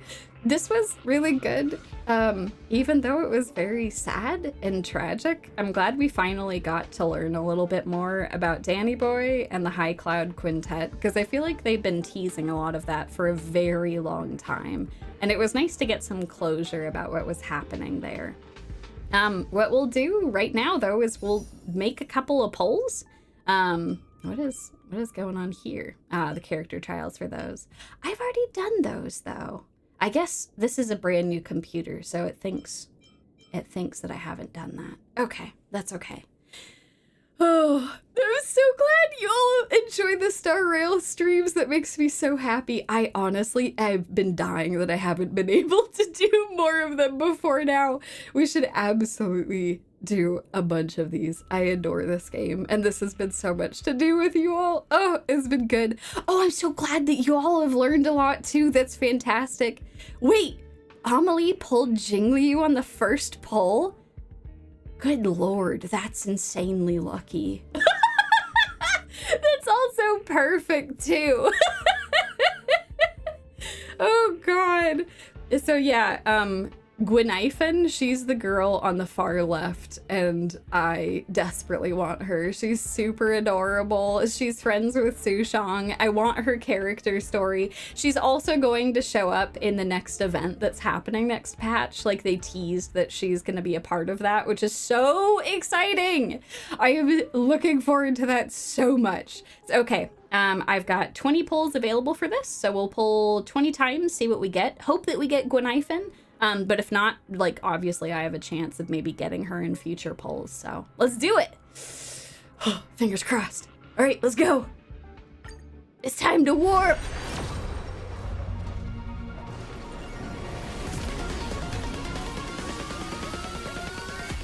I believe in the Gorn and in the PomPom hat. Let's go. Oh God. Oh God.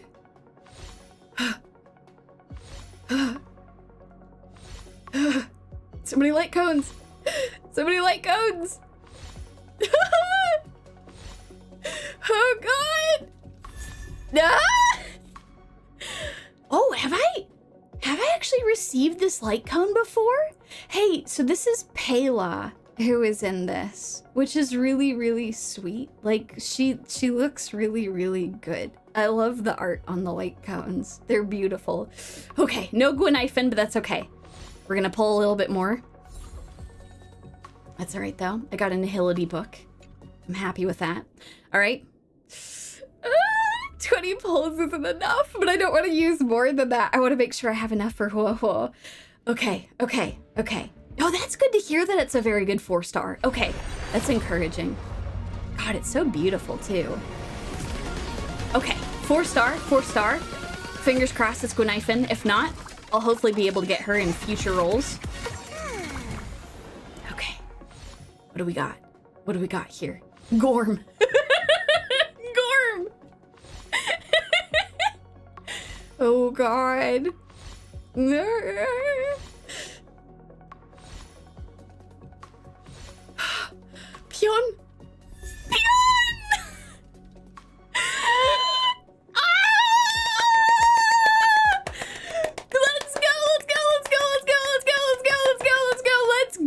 Let's go. Pion. Let's go. Oh my god, this is fantastic. Fantastic.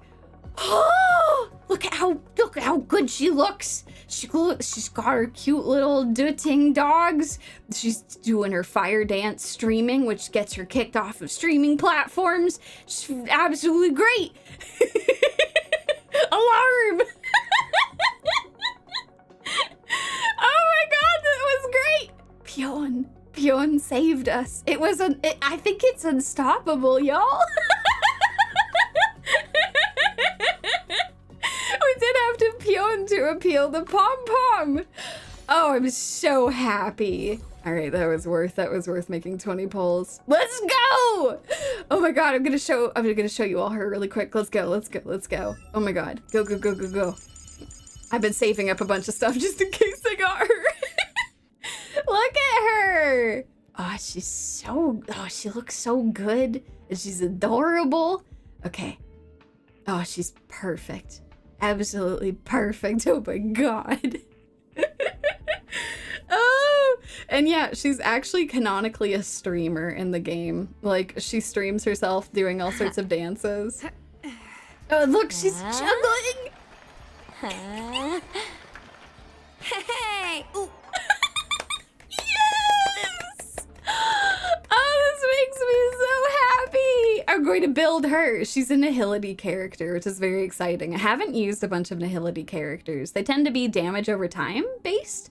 But yeah, I am super excited. I've actually been reading a bunch of guides about her just in case I got her. And from what I've read, you can run her on teams that aren't based around Nihility. So like, you don't have to pair her with Kafka. You can just like have her on your team because she does really good damage boosting stuff with some of her passives, which is really good.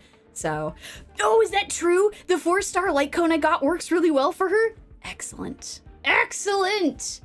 Perfect. This is excellent to hear. And yeah, you know what's actually kind of wild? The light cone that has her on it, I don't think that it's, let me actually go pull it up really quick. It's too cruel. I think that the light cone with her on it is for the hunt, because each of the characters has like a path that they follow. And I think that the one with her on it, yeah, it's the hunt. So I could use this on Sushang, but I really like Sushang's current light cone, which is a shame. I can't actually equip this light cone on her. It's a tragedy. But yeah. Oh, Tofree, thank you. Just want to share, Yumie, that Goon is 100% worth building because her Fire Kiss debuff at max investment is just as good as Payla's defense down debuff. Oh, that's fantastic. You can slot her in despite using no damage over time buffs because she can boost your team's damage by 20%, just like Payla. Holy cow, that's fantastic to hear. That's honestly exactly what I was hoping to hear. The reason I haven't had as much chances to use Payla is that I just haven't had a need for as many ice characters recently. I am still going to build her because I love her, but I've been hoping to get in particular, something that's really appealing about Guinaifen is that she can hit multiple enemies at once, which I like. I tend to be a big fan of AoE. Obviously, like really high single target damage is good too, but it's also nice to have good AoE characters. So, oh, that makes me so happy. That is absolutely wonderful. Ooh. And you know what? I think y'all who are saving up polls, that is fantastic. That's what to do. So at this point, I spent 20 polls there. So how many polls do I have? I think I should have like 165. Yep, exactly 165. So I just need 15 more polls, which is really doable. And then I'll be able to guarantee poll. Whoa. Let's go. Okay, y'all. So this is our plan. We're gonna play more Star Rail because I love this game. And it's really fun hanging out with y'all and talking about the lore and getting excited about these characters and listening to the good voice acting. Oh god, Isaac! Not using Pela for a while is okay. She needs time to listen to all her mom's letters. God, it's true! Man, that quest absolutely slayed me. I did not expect that. God, that was so... It was so sad, but also beautiful. Oh, God. Yeah. We'll give her some time just to rest, and then I can build her and she can be on my teams. Man, I want to test that to see if Pela and Firekiss vulnerability can stack, because that would be kind of nuts if that's the case. I would love playing around with that. I think I'm going to try that, actually. I'll try like a debuff team and see if it stacks like that. They've recently been trying a bunch of simulated universe runs just to try out different paths and see what different stuff is good. Because eventually I'm gonna be putting together a guide for this game, so I've been trying to test a bunch of stuff and try things out, so it's gonna be good, y'all. Man, I agree. I'm devastated that Hanya is not on Huohuo's banner. I hope at some point I'm able to get her, but I want Huohuo so badly. She's so cute, y'all. By the way, there's a video. It's on the official Star Rail YouTube. It's a trailer for Huohuo, and it's really, really cute, and it's adorably animated, and I'm so excited for her, and her story is going to be good. I'm very excited. It's gonna be good, y'all. Okay, I think as much as I want to just keep playing this game forever, I think that I have to get sleep. But yeah, thank you for hanging out with me, y'all. This has been absolutely fantastic. I will rest up. I'll give Bear all of your love. Thank you all so much. Oh, this has been wonderful. I hope that you all take care of yourselves. I look forward to some more stuff soon. I will be taking a little bit of time off next week. I've got a vacation planned, so I will have things will be a little slimmer next week than they usually would be. But I'm going to get some rest and I'm going to go on vacation for a bit. It's gonna be good.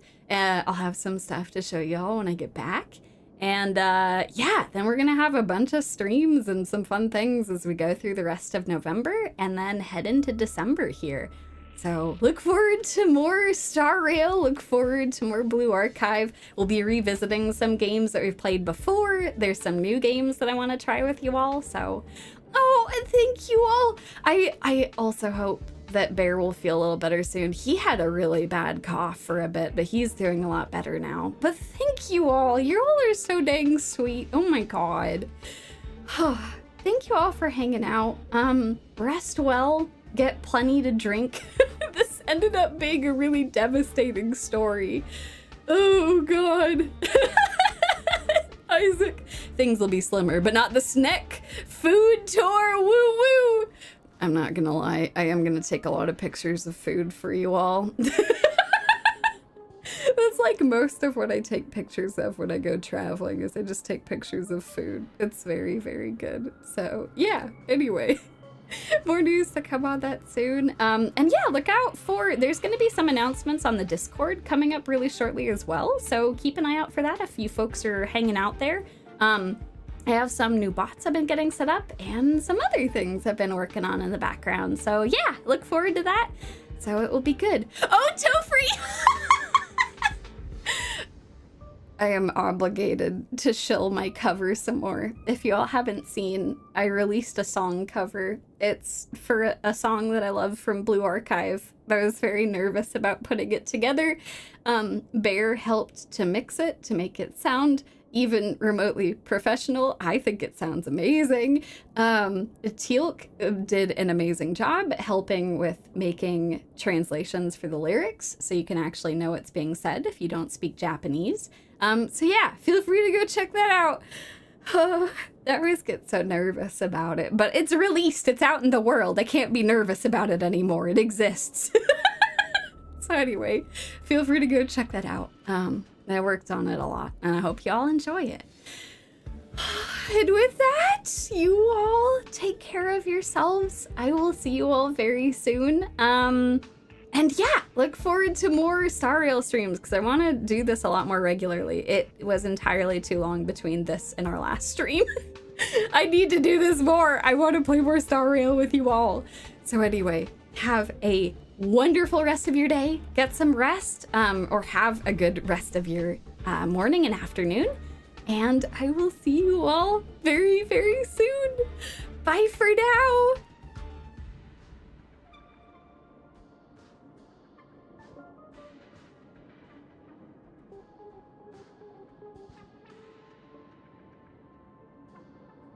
Oh man, I've got kind of spooky music on. Hold on, let me transport you all. Because we're on the starship here. Give me 1 second. It's good music, but give me 1 second. I'm gonna take you all back to the parlor car. Okay, here we go. You'll have a good rest of your day.